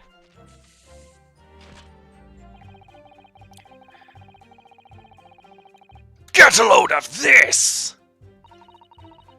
That was very persistent of you, considering that Miss Brett had just turned you away. Persistence wins the prize. Any mini-memoist will tell you that. Let them think you've left, then just when they lower their guard, that's when you swoop in for the scoop. And the fruits of your labor are all too apparent in this telling photograph, though I'm sure the young yokel student would rather not be reminded of this damning evidence. Actually, it's thanks to that photograph that we managed to identify this witness. And now that you found me, I'll tell you whatever you want to know. I got nothing to hide. Is that so? I'm sure.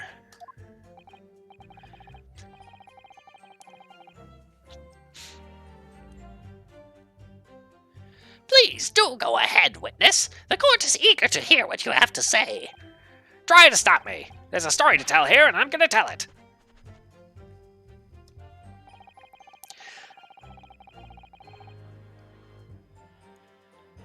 Get a load of this! And Soseki-san remained behind in the hut. That's right, yep. Our author friend here was a blabbering wreck, shaking all over from his head to his toes, mustache twitching, eyes bulging. What do you expect? You don't know the terrifying troubles that taunted me whilst traveling abroad. Back behind baleful bars!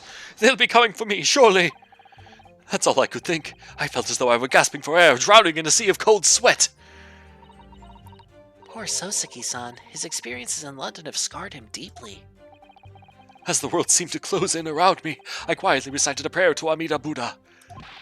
Eternal emptiness, empty eternity. The end is coming for me, surely.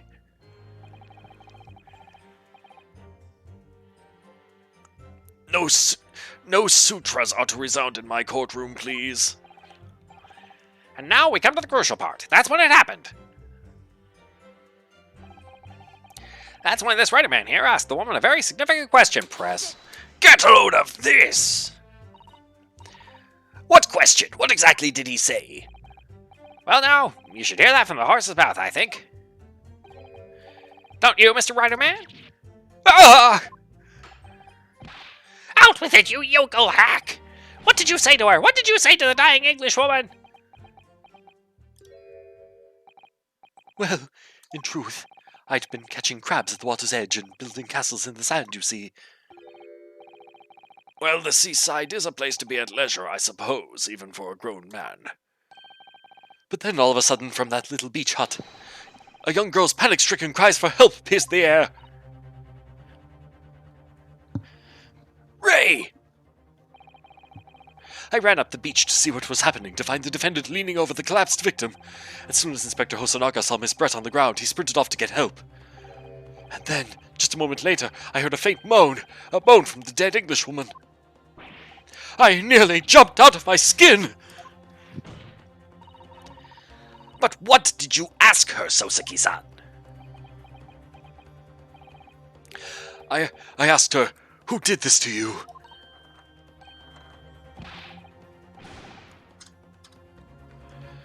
Don't protract this any longer. How did the woman respond? She didn't. She said nothing in response. But when in the stand, you will answer the questions asked of you unambiguously. Now, without evasion or reticence, I demand that you amend your testimony. I will!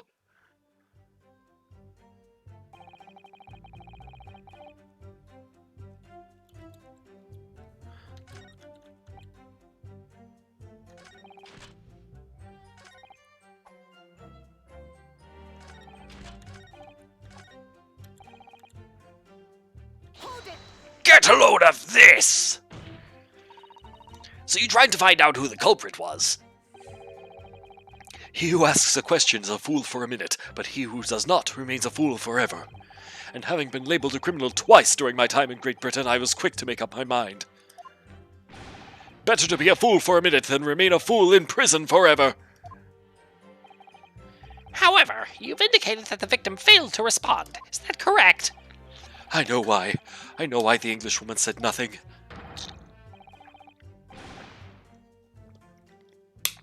She was ignoring me because of my stoop and mustache, because I'm Japanese!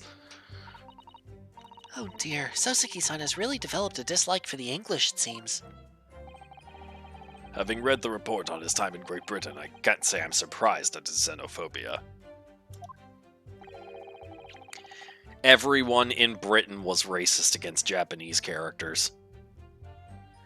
But the Englishwoman didn't ignore you at all. Did she, Mr. Writer Man? Oh, well, yeah, well, yes, all right. She did respond in a manner of speaking, I suppose. She just lifted a trembling finger and pointed in the direction of the defendant. Hold it!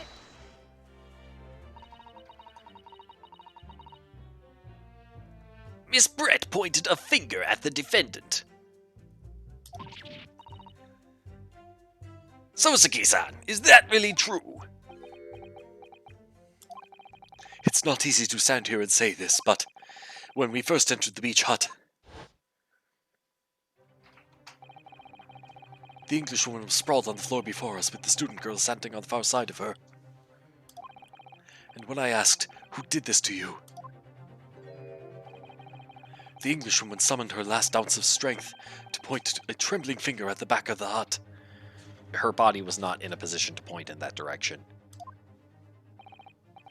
Which was, it can't be denied, in the direction of the student girl who stands accused today.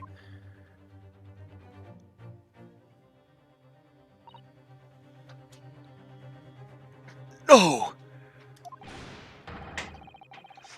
No way! I can't believe this! Soseki-san, why on earth did you neglect to mention this in your original testimony? But, fiddlesticks, I say!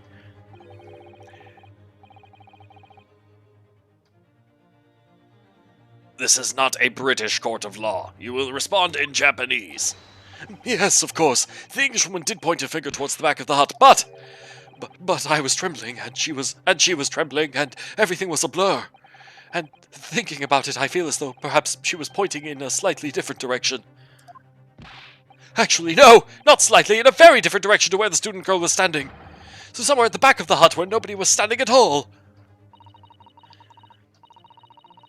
You mean that your memory of events and the direction in which the victim was pointing are both unclear? Yes, that's it, unclear. I'm very, very unclear. What if she was pointing to what was okay? The girl's name with Sholmes? Iris Wilson. That's the girl's name. And what if Miss Brett was pointing towards the cameraman behind the hut? That's pretty obviously what she was doing. Yes. Your Excellency, surely this proves the matter beyond all reasonable doubt. Yes, the woman may barely have been conscious, and yes, perhaps her finger wavered slightly, but there can be no doubt that this was an attempt by the victim to confirm the identity of her assailant. Why? Because, as the court can see, there was no one other than the accused in the direction the victim was pointing. There was the photographer. It is now abundantly clear that no one besides the accused could possibly have committed this crime. I am inclined to agree. And in the absence of any credible argument to the contrary, I believe we can now conclude this trial. No! No way! I can't believe this! The headline's writing itself. Oh, you said about the pointing thing before Catman said she was even pointing in the wrong direction. Ah, yeah, fair enough. Dashing lawyers hopes dashed. 92 point across the whole page. We'll do an extra edition. This is a serious blow, Susato. Unless we're able to identify the true culprit and substantiate our claim with evidence, the judge will give his ruling and the trial will be over.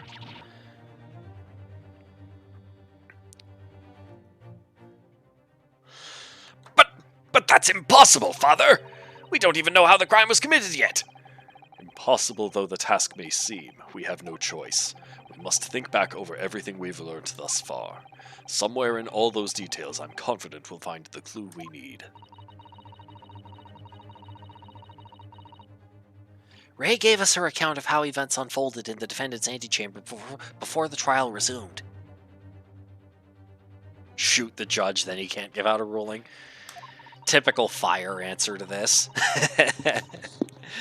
She told us what happened at the precise moment Miss Brett was killed. The Englishwoman was sitting at the back of the hut listening to what I was saying. And then, a moment later, she suddenly got to her feet. Yeah, she was stabbed through the reed wall. Just don't be guilty, not that hard. Basically. Before collapsing on the floor in front of me with a knife in her back. All right, I shall hydrate again. Thank you, Bio. There we go. I do need frequent hydration to do this regular ouchie voice, not gonna lie. How could Miss Brett have been stabbed in the back in a beach hut that was empty but for herself and Ray? Through the reeds. Somewhere amid all the information we've gathered so far, there must be an answer to that question.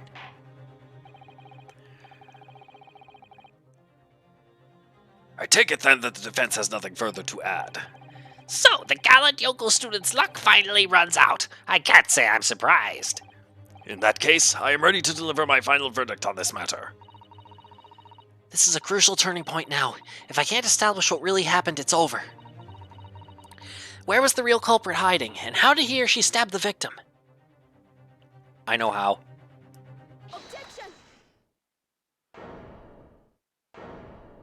Oh, it's no use. Give up. Your Excellency, I respectfully ask you to postpone your adjudication for the time being. Oh, to what end, Counsel? The defense would like to present the court with an alternative theory. An alternative theory that can explain who the victim was actually trying to implicate with her dying gesture. An alternative theory? Ha! None exists! There was someone else present at the scene who could have committed this crime. What? And the victim, Miss Brett, tried to reveal who it was to those around her at the time. By mustering all her remaining strength and pointing a trembling finger in the killer's direction. This is fiction! Fantasy!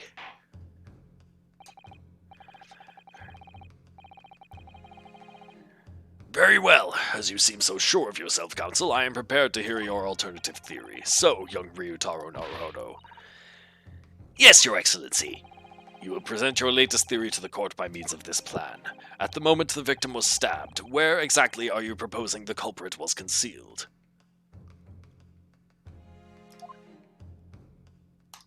Oh, out here.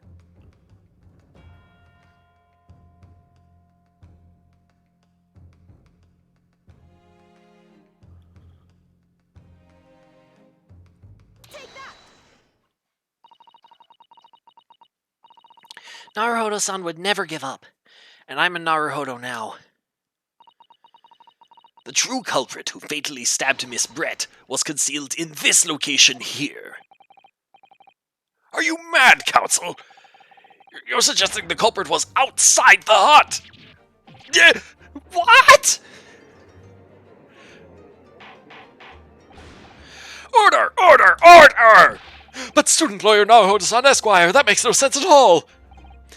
You've just pointed out the exact spot where I was hiding to get my scoop snap. But I didn't see any suspicious individuals loitering about. I can swear to that. I mean, I see one right here. I don't know about you. There's one right here just shaking his fist at me with a broken pencil in it.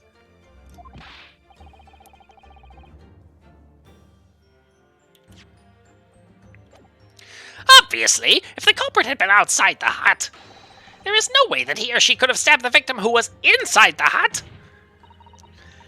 Actually, Prosecutor Ouchie, there is a way. Ah! And in point of fact, the defense can provide evidence strongly suggesting that is precisely the way Miss Brett was killed. You're bluffing! You're bluffing!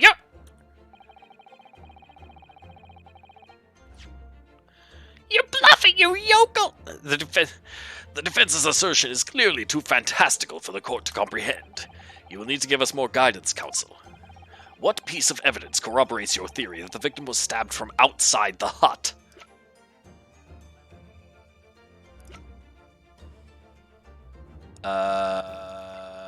Hang on.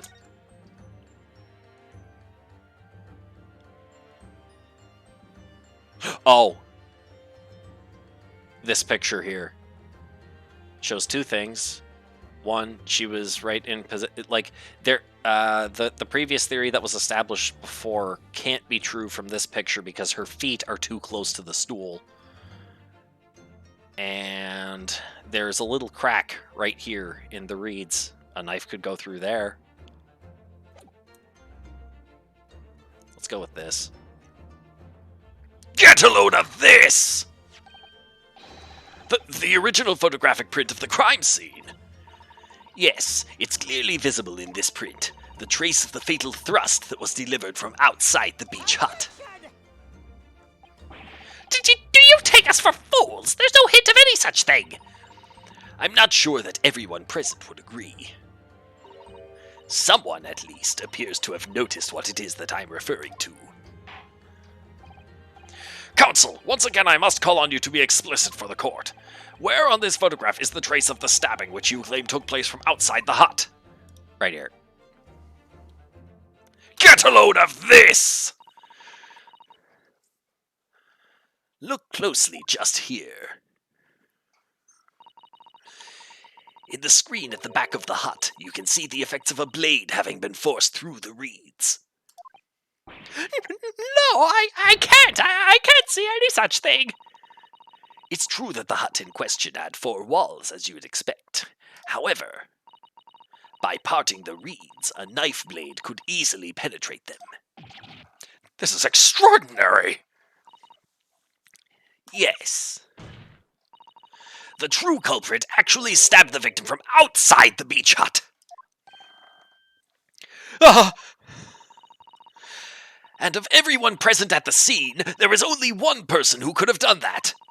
Only one person who was directly outside the hut when Miss Brett was killed. Right in, Mini Memo-san! It could only have been you!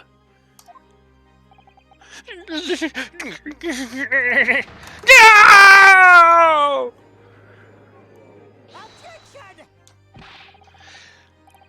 This preposterous idea leaves me almost speechless. Just look at the photograph again. The victim lies almost exactly in the center of the beach hut, does she not? Are we to assume, as part of this farcical scenario, that the assailant was a knife thrower?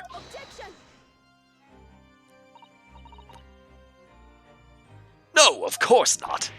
We're not? If you recall the testimony of the defendant about the events just before the victim's death. Inside the beach hut, I confronted Miss Brett. But she just sat on a stool at the back of the hut, smiling sweetly at me as if she knew she was untouchable. A stool? Have another look at the photograph.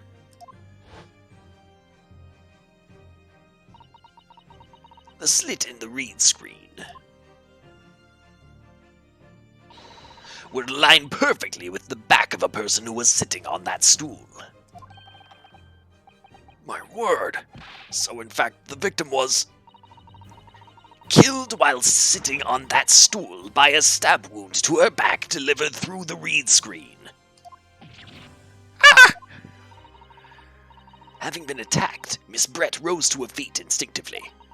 But then, unable to speak, she collapsed on the floor in the middle of the hut, before the defendant Membami-san's appalled eyes. And that, Your Excellency, is the truth of what happened on the beach that day.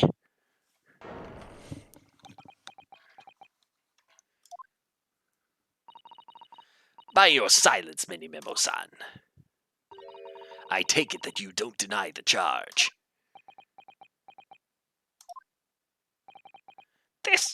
This is absurd! That will do. It would appear that we have a tacit admission of guilt from the witness. Accordingly, this court has successfully established the truth of this matter, which means that the defendant, Membami-san, is innocent of the crime. Oh, thank goodness. It can't be that easy. It can't be over just yet. We haven't presented the low amount of ink in the pen. I finally made him cave.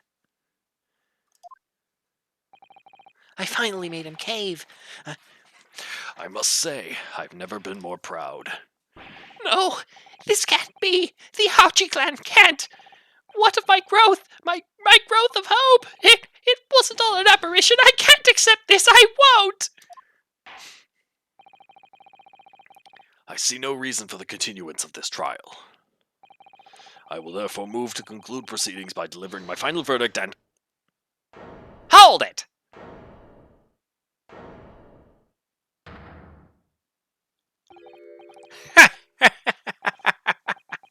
Well, Well, this is all very convenient. This is how the highest court in our mighty empire delivers justice, is it? Suppressing well-meaning citizens' freedom to speak and branding them as criminals. But we've established that the victim was stabbed from outside the hut through the reed screen walls. And no one but you was in place at the time to have his hand on the hilt of the blade. It's a perfectly logical deduction. So, your argument hinges on the location of whoever stabbed the Englishwoman, does it? Uh-oh, here we go. Well, it seems a little irrelevant now. Irrelevant! Where she was stabbed, how she was stabbed, it doesn't matter. I mean, whether she was stabbed at all makes no difference if you think about it. After all, this trial's already shown the whole thing hinges on something else. Yeah, we haven't seen that pose yet. This is his facade drop. What are you talking about? Brace yourself, little man. I'm talking about the fact that everything's changed because of the dirt you dug up. What? Enough obscurity. Explain yourself, witness. What's to explain? I'm talking about the poison, of course. Uh-oh. The poison? Let's ask the professor for a comment on the situation, shall we? I understand that the deadly poison you were developing was stolen from your laboratory, correct? And it's been shown that this poison was administered to the victim, Miss Brett. Is that right? That is correct. The unusual constriction of the victim's pupils are a sure sign that this particular poison was used. The Fire Nation attacked. Yep. I see. So, presumably that means that the victim already had the poison in her body before she was stabbed.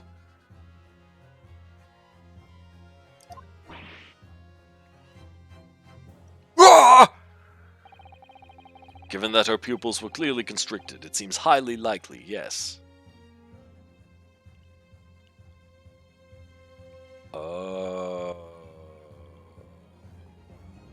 Yep. It's like you said, Fire. It takes a few minutes to kick in. The poison was not on the knife. The poison was in the pen.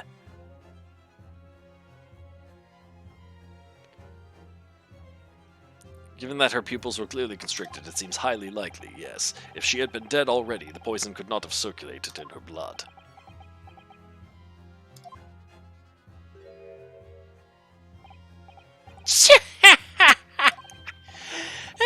Refreshing to hear the argument of a metropolitan mind. Precisely. It matters not a jot who stabbed whom in the whose back and with whose blade. Because, quite simply, the Englishwoman's life was taken not by the knife, but by the poison. Objection! But that can be explained by the poison being on the blade, as I already... Forgotten already, have we, Yoko? During these very proceedings, the laboratory of the professor at your side assisted in proving that the blade of the weapon used to attack the victim had no trace of poison on it whatsoever. So let me get this down. The facts, as skillfully established by the defense in this trial, turn out to be a headline-making red herring. Is that about right? Well... He's not gonna get away with this! Order! But where does this leave us? How in that case did the poison enter the victim's body? There is an undeniably obvious answer to that. The lady most likely imbibed it. You mean she drank it? Have another look at the photograph here. As you can see, she was drinking something. Yep. A bottle of carbonated water and a glass had been knocked onto the sandy floor of the beach hut. The poison could have been slipped into either.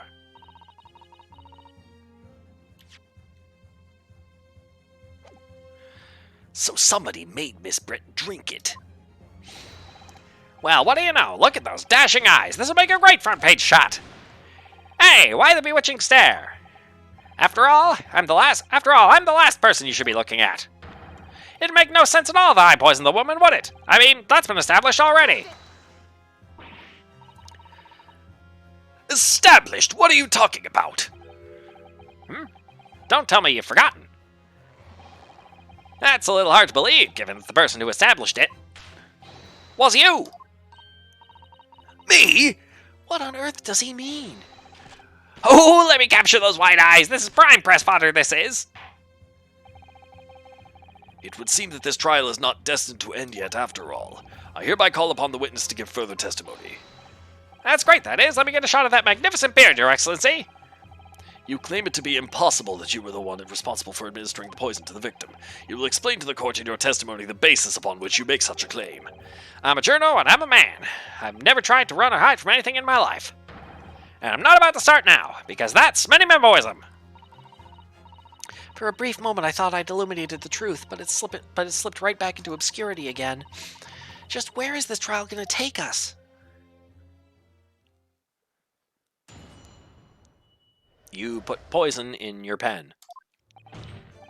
Oh yes, I stabbed the Englishwoman, and it's that very fact that proves I'm innocent. Because why would I have bothered to stab the woman if I'd already poisoned her?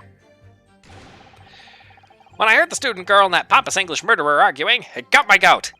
If the courts weren't going to punish Brett for what she did, someone else would have to see justice done.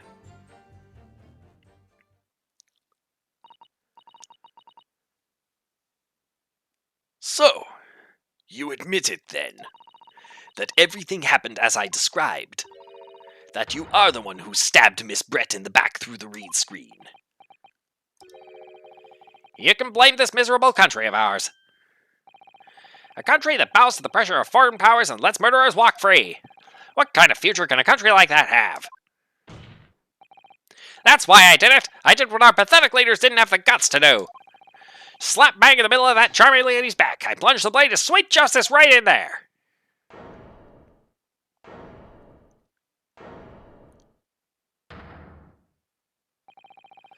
As someone who spends his life seeing that the truth is told, I feel really, really awful about giving false information in my testimony before. But as it turns out, there was somebody else who had it in for the victim and got to her before me. That's right, you guessed it. That pretty little student girl. Now there's a woman after my own heart. You're implicating Ray again! She's the one who gave the poison to the Englishwoman and ended her pitiful existence. And suddenly, snap! This journo here is off the hook. The argument is sound, certainly. If the witness had administered the poison himself, he need only have waited for it to take effect. Subsequently stabbing the victim in the back would have been entirely nonsensical. And therefore, this reporter had nothing to do with the poisoning. Yes, it's all quite logical. That's right, it is. That's right, it is. Logical and true. I'm glad you've all seen the light. Justice at last. This is unbelievable. And after I'd made so much progress in proving his guilt, is he going to get away with it now?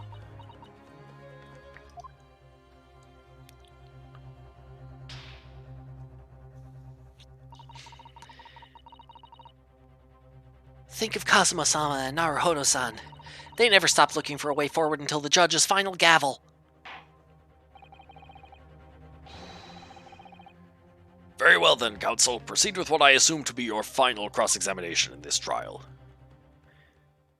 Yeah, after this final cross-examination, I'm likely gonna have to go.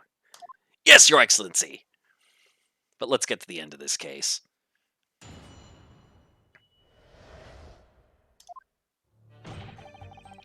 Oh yes, I stabbed the Englishwoman, and it's that very fact that proves I'm innocent.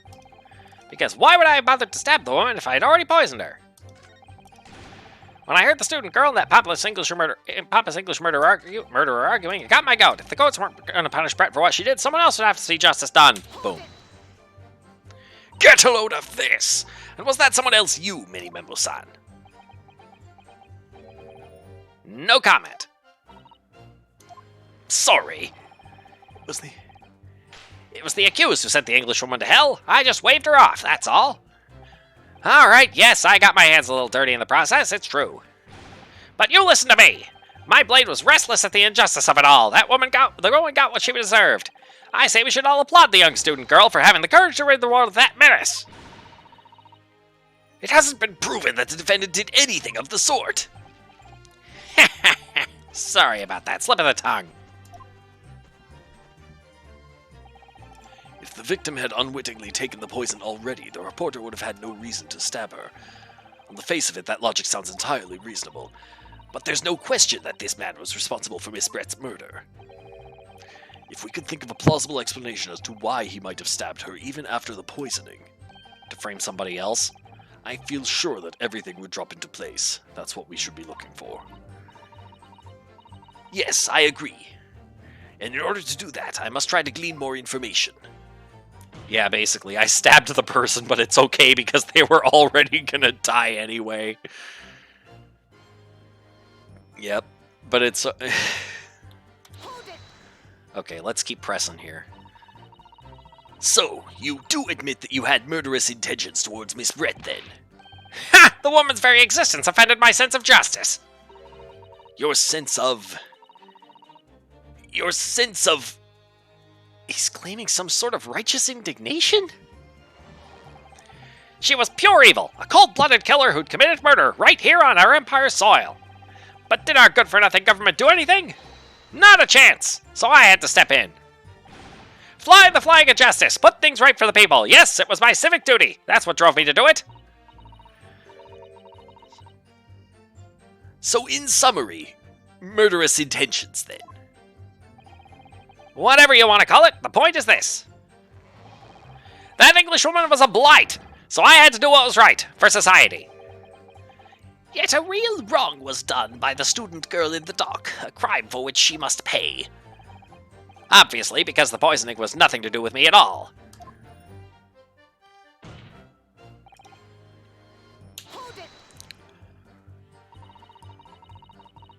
So you still maintain that you didn't give the poison to the victim? Obviously, that'd be like putting a belt on your trousers when you were already wearing braces like these. The accused administered the poison, following which this witness stabbed the victim. An unforgivable act, certainly, but not one of murder. That crime rests on the accused's shoulders. That is how the law works, you see, yokel. Who knows, you may even learn something here today. Yeah, that seems fishy as all get out. That can't be right. 2 consecutive attempts on her life in the space of minutes. Quite a day for the victim. Do something that evil and you got it coming. That's how the law works. That's how the law works. The law of reckoning. That's not the kind of law this court upholds. You will reiterate why you were compelled to stab the victim, then, witness. Can I just go and kill someone and get away with it because they were going to die in about 50 years' time anyway?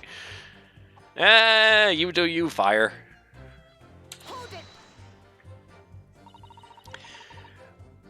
What exactly were they arguing about? About what happened in that restaurant 9 months ago, that's what. I thought you said it was about stealing the poison.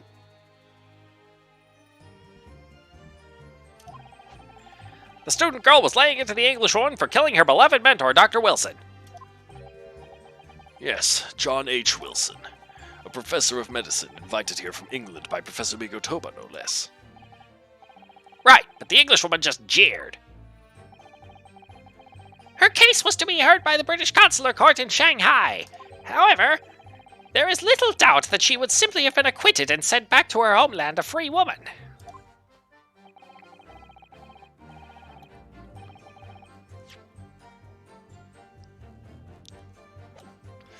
It was eating that student girl up inside, you could see it. I really felt for her.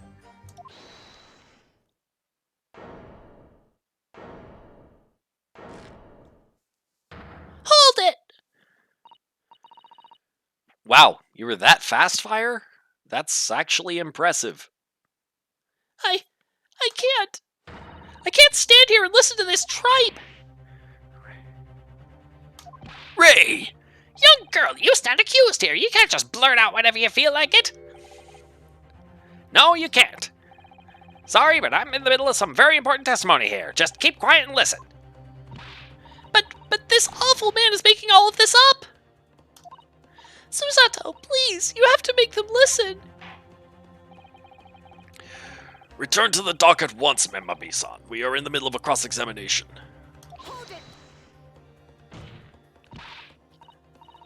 Your Excellency, please, I implore you. That journalist is clearly not a trustworthy witness.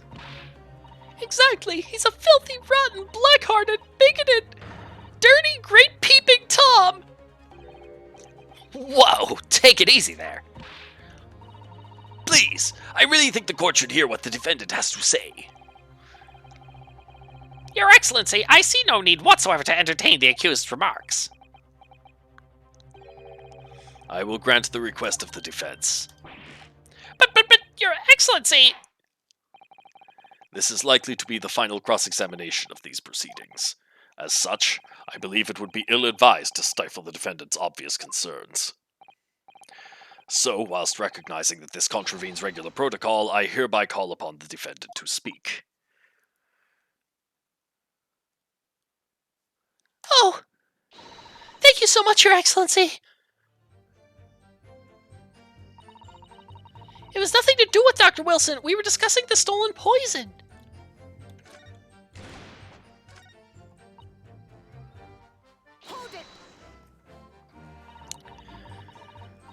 The stolen poison that killed the victim, you mean? I suspected her of being the one to steal it. I mean, just think about how she killed Dr. Wilson. That's true. Additionally, Miss Brett certainly had knowledge of the new poison. But surely it would be no easy task to steal a highly secret toxin being developed for the government. Indeed, all visitors to the laboratory are thoroughly searched when they leave. Even if a thief managed to avoid being seen by myself or a colleague, getting the poison out would be very difficult. That's true. I pestered Professor Mikotoba until he agreed to show me the poison when I visited his laboratory. But as I left, I was searched from top to tail. Miss Brett rather bluntly revealed the existence of the toxin we'd been developing, you see. And since Soseki-san expressed such an interest in it, I felt unable to refuse. Obviously, I gave nothing away other than the fact that it was an extremely potent substance. I'm very ashamed of myself. It's just that I've had a singularly terrible experience with the deadly poison. I wanted to look my old enemy in the eye. Surely you can understand that.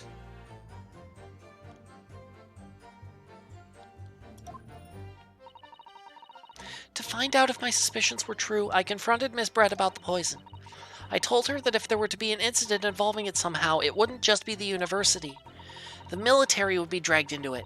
The whole government, even. It'd be a complete disaster.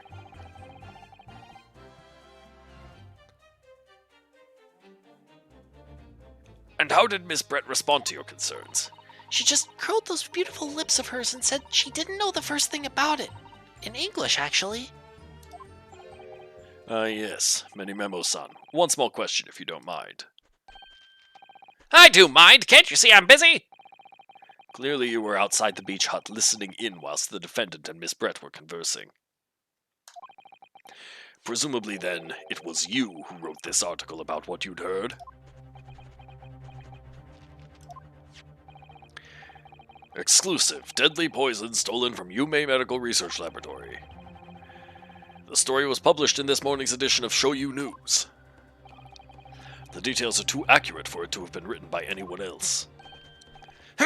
Sorry, don't know what you're talking about. Yes, look at this! The entire article is almost what I said to Miss Brett, word for word! Ah!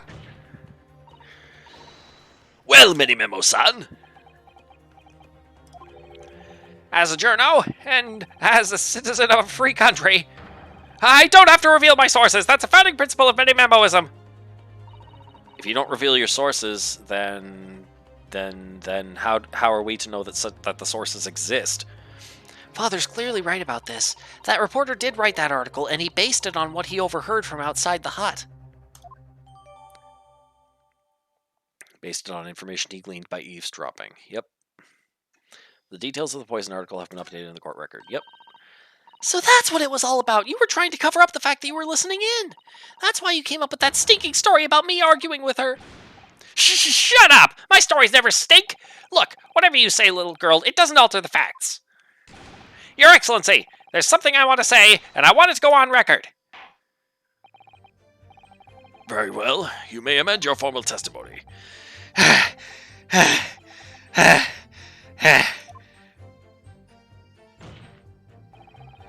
point is, if you'd poisoned someone, there'd be no reason to then go and stab the person as well.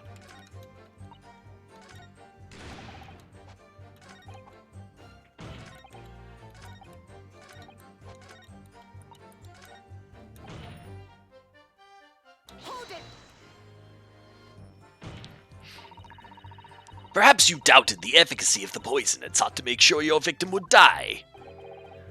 That's horse dung. What? That'd be like pouring pepper on your Chinese ramen before you'd even tasted it. Completely reckless. Although, it might surprise you to learn that I am a bit of an impetuous pepper pourer, as it happens. Once the victim had taken the poison, she would have been only minutes away from death. And yet, this man then proceeded to stab her in the back as well. There has to have been a good reason for that. If it was the reporter who gave the poison to Miss Brett, then clearly he must have done it prior to Ray entering the hut. Yes. Yes, that's undeniable. But between him leaving the hut and the victim being stabbed, there was one very crucial change in the situation.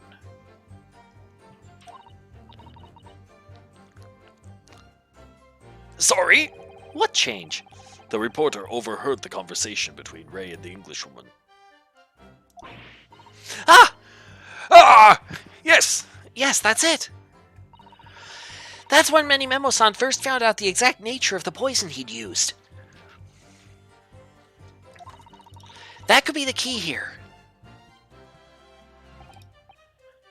If the victim had unwittingly taken the poison already, the reporter would have had no reason to stab her. On the face of it, that logic sounds entirely reasonable. But there's no question this man was responsible for Miss Brett's murder. Okay, yeah, we've already seen this. Okay.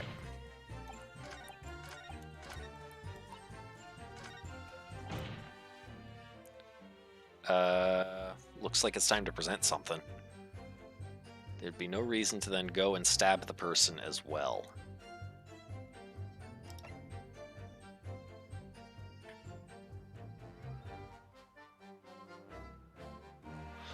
Now, what do I present to make that case?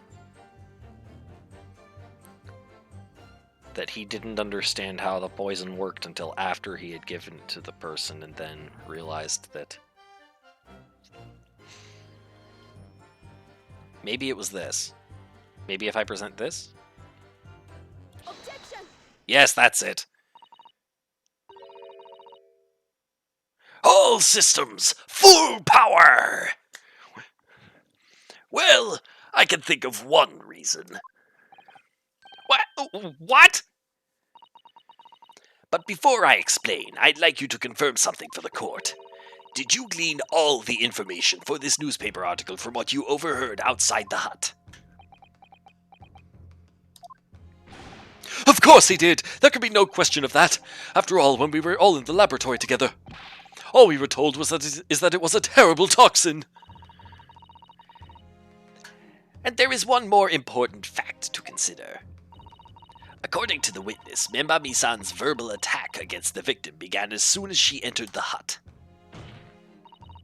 In other words, it would have been impossible for her to have slipped the poison into Miss Brett's drink. Objection! Where are you going with this, counsel? Many Memo-san has made it quite clear that he observed every single thing that happened in the beach hut. If the defendant had somehow found an opportunity, this man would have seen it. Ah! Which means that Miss Brett couldn't have imbibed the poison whilst the defendant was present. In fact, it must have been administered to her before Membami-san entered the hut. Yes, very articulately put. When I walked into the hut, I immediately started to press Miss Brett about the poison. At which point, Many Memo-san overheard some worrying information. Worrying information? What worrying information? The information which he subsequently included in his newspaper article, namely, that the poison was being developed in strict secrecy and that it couldn't be readily obtained. Absolutely. In fact, that's quite an understatement. The only possible place it could come from is my lab. And furthermore, anyone afflicted by the poison would exhibit telltale signs in death. The extreme constriction of the pupils. Yes, it's quite stark when you see it. There are other poisons that show similar symptoms, but not among new substances that are undetectable. In other words, it would be clear that the victim's life had been ended by the use of this particular poison, which would reduce the number of suspects to only a handful of people. Ah!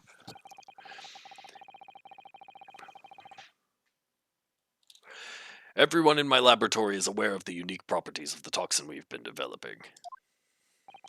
None of them would be foolish enough to attempt to use it for some nefarious deed. Membami-san being no exception.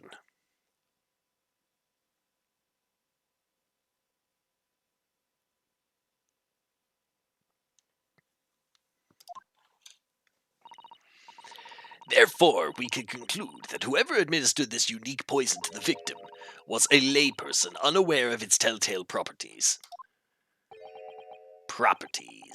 Unaware of its telltale properties. There, yeah, I just need to... Here we are. In other words, someone like you, write and memo.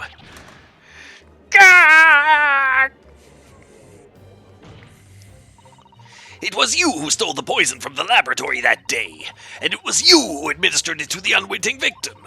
But you quickly realized that was a terrible mistake. Because the poison caused such unusual symptoms and was so traceable.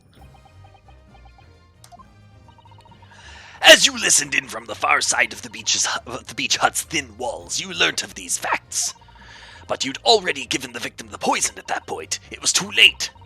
So you hatched a plan to disguise your mistake. A plan that involved stabbing the victim in the back through the read screen.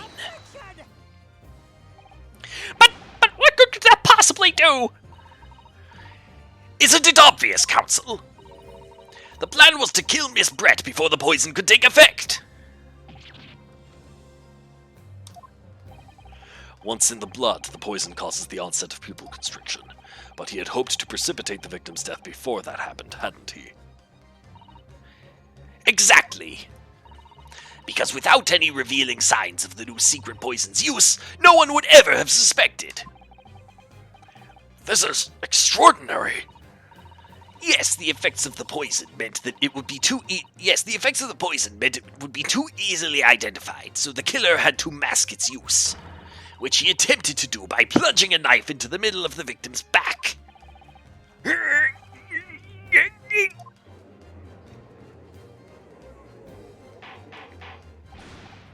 Order! Order! Order! The argument presented is sound. The court is satisfied that it warrants consideration. Does the prosecution have a counter-argument it wishes to put forward?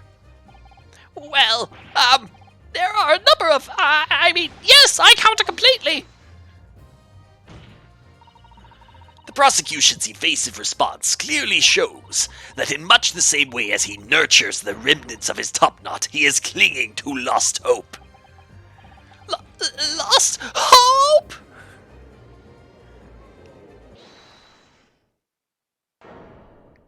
Hold it!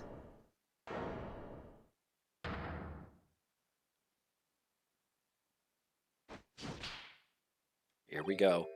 Ah, you pathetic, useless, fallen samurai! Fallen? Who are you calling fallen? My burgeoning growth is on the rise! I don't need a counter-argument!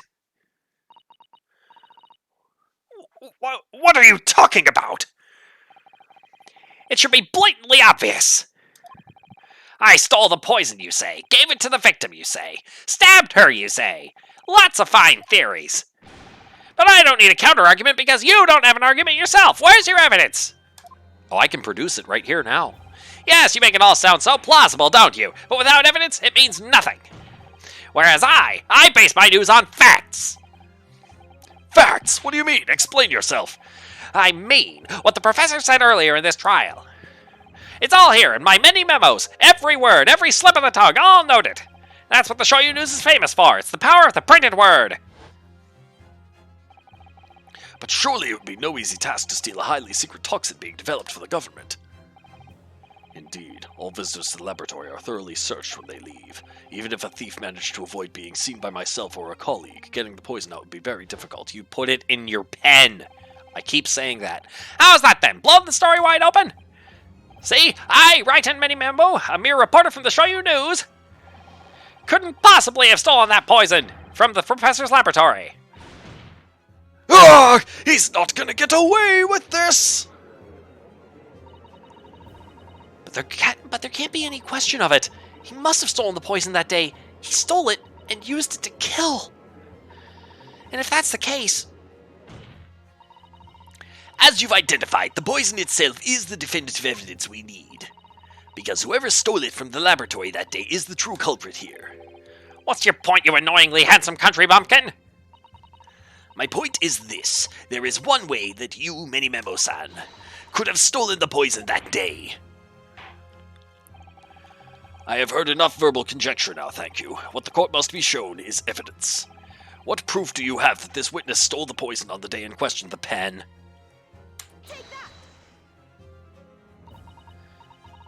The proof, Your Excellency, is this fountain pen. Ah! Ah! A fountain pen! How can that possibly be relevant? These magical pens somehow seem to have enough ink to write many thousands of kanji characters. I believe they arrived in our country for the first time some 15 years ago now. Bah! I swear by a weasel hair calligraphy brush and nothing else. These newfangled pens are merely a fad. These newfangled pens are merely a fad. I'm getting the voices mixed up now. Well, we're nearing the end, so. Well, as a forward-thinking man of words, obviously I love my fountain pen. Suck up a soupçon sumptuous ink, and one's work is awash with words in the blink of an eye. That's right. Fountain pens have a small reservoir in the barrel, into which ink is sucked up through the nib of the pen in order to write with later. What does all this talking of sucking up ink have? Ah! And just as it's possible to suck ink up into the reservoir, it's also possible to eject it through the nib again, of course. My word! Could this really be? Well, Memo-san. When you saw the deadly poison before your eyes in the laboratory that day, you used your fountain pen, your very lifeblood, to steal some of it, didn't you? By siphoning the poison up through the nib and into the pen's reservoir.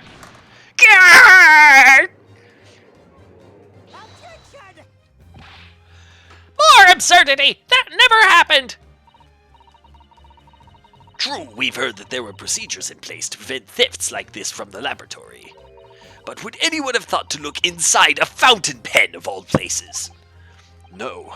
I'm a little ashamed to say that for fear of offending our guests, such a detailed search would not have been conducted. Well, this is quite startling, I must say. I remind the court that this pen was found in the clutches of the victim when she died. In other words, it was dropped at the scene by Memo-san. So the crucial question is, when exactly was the pen dropped? Are you suggesting... The natural conclusion is that in your haste to act whilst the victim was distracted for a moment, you dropped the pen after you emptied the poison from it into her glass. There could be any number of alternative explanations. For example, the witness could have been using his pen to write down details of his conversation with the victim. And when shocked by one of her outrageous answers, the pen fell from his quivering hand. No, that can't be. If it was, how do you explain why the pen was devoid of ink? What? As you can see for yourself, if you examine the evidence, there would appear to be no ink present in the reservoir. What newspaper reporter goes to interview someone with nothing in his pen? No! The pen was dropped after the poison that filled this reservoir had been emptied into the victim's glass. Witness, what do you have to say in your defense? Sinky boogie doog. I'm kidding.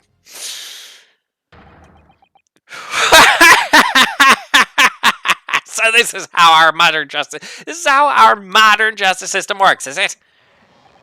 So what if the ink in my pen runs dry? So what if my pencil snaps? I can always claw my way back into the game. I have plenty in reserve. Uh-oh. Ah! Whoa. Okay. Okay, here we go. Here's a real breakdown. You claim I sucked the poison up into my pen? That's wild speculation, nothing more. If you thought you could bring down a fine, upstanding citizen with a trick like that, think again. It looks as though it's going to take one final decisive blow to finish this matter. As I see it, the situation is now very simple. It rests upon whether or not this witness did indeed steal the poison on the day in question, and therefore it all depends upon whether or not the defense can prove that he did with evidence. Ha! No such evidence could possibly exist.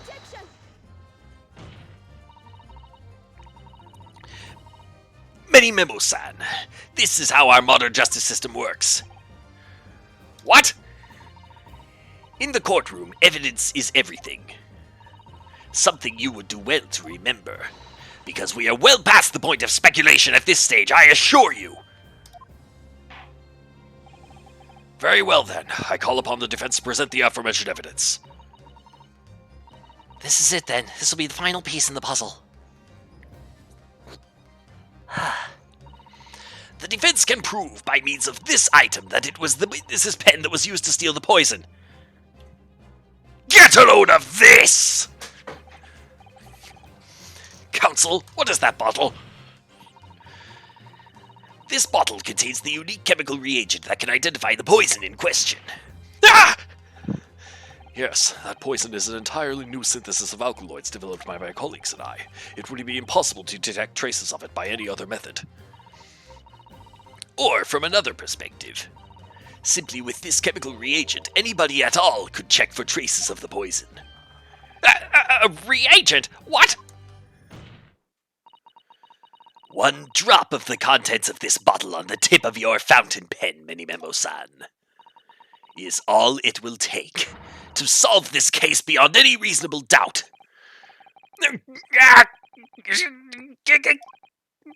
No, you can't. I won't. Your crimes are bad enough, but at least know when to admit defeat. Your Excellency, the defense requests permission to carry out the test on the fountain pen at once.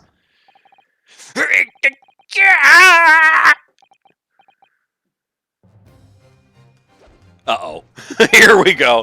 This isn't my fault. The Empire drove me to this, trying to hold its head high as a civilized nation, but bowing its head to every foreign power. When I took up arms in the port of the mighty pen, I fought tirelessly on the battlefield, and it was all named with justice and righteousness. Many memoirs amidst the power of the pen of justice, and...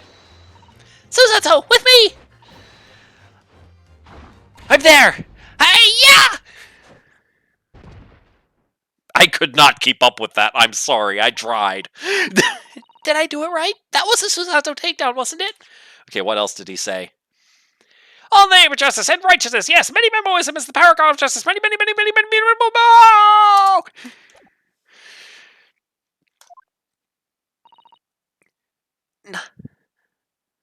Not quite. That was a Ryutaro takedown.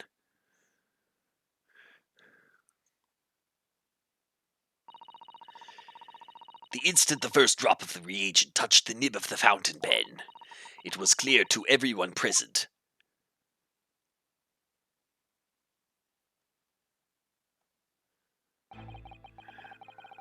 When I saw it there in the lab, the poison, the devil got hold of me, and I decided to do it on a whim.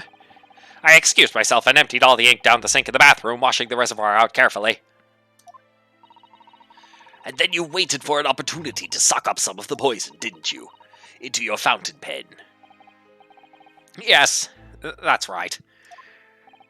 Answer me one thing, Menemo-san. Why did you steal it? For what purpose? Isn't it obvious? To find out what it was made of and expose it in an article. I mean, it was a secret project after all. Too juicy for a journal like me to pass up. Then why did the Englishwoman end up dead?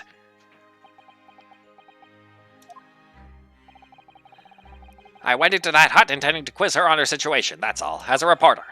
A known killer, enjoying full freedom, evading justice by leaving the country. I told her what I thought about it. And she just laughed in my face! Oh, what's this? A Far Eastern caveman purporting to practice journalism? Really, you must learn the difference between reporting and listening at doorways, you ignorant plebeian. What did you call me? This country, with its pretensions to a justice system, to a free press, it's really very depressing. You see our superior ways in the West, yet you lack the mental capacity to emulate them. Get out of here, you oaf! Get out and crawl back into the cave you came from! Wow, okay, she was really asking for it. I can't even be mad. That's when I remembered about the deadly poison I happened to have in my pen at the time. What a terrible tale. In my head, I knew I should just get out of there as quickly as possible, but I couldn't.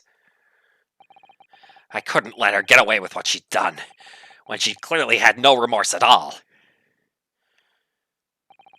I suppose it was my journo spirit, getting all fired up.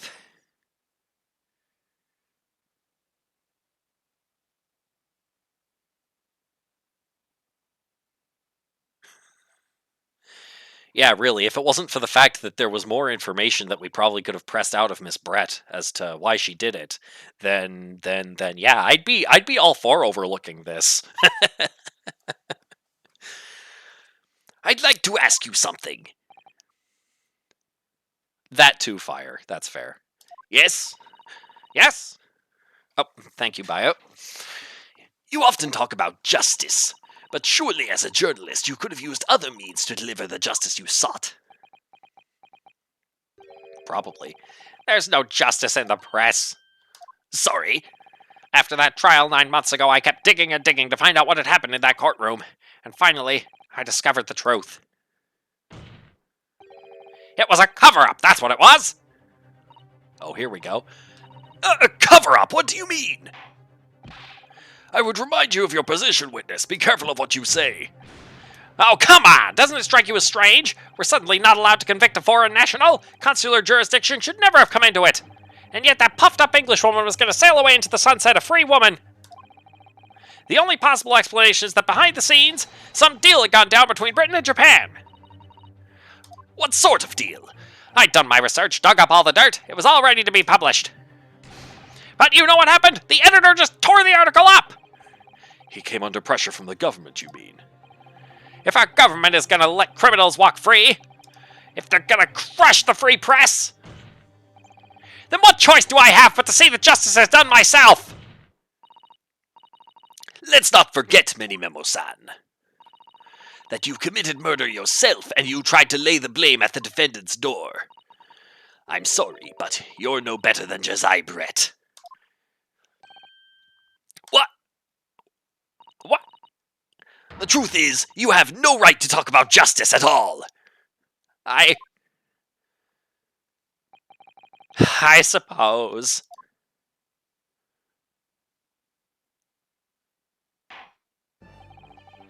It would appear that we have reached a conclusion in this trial at last.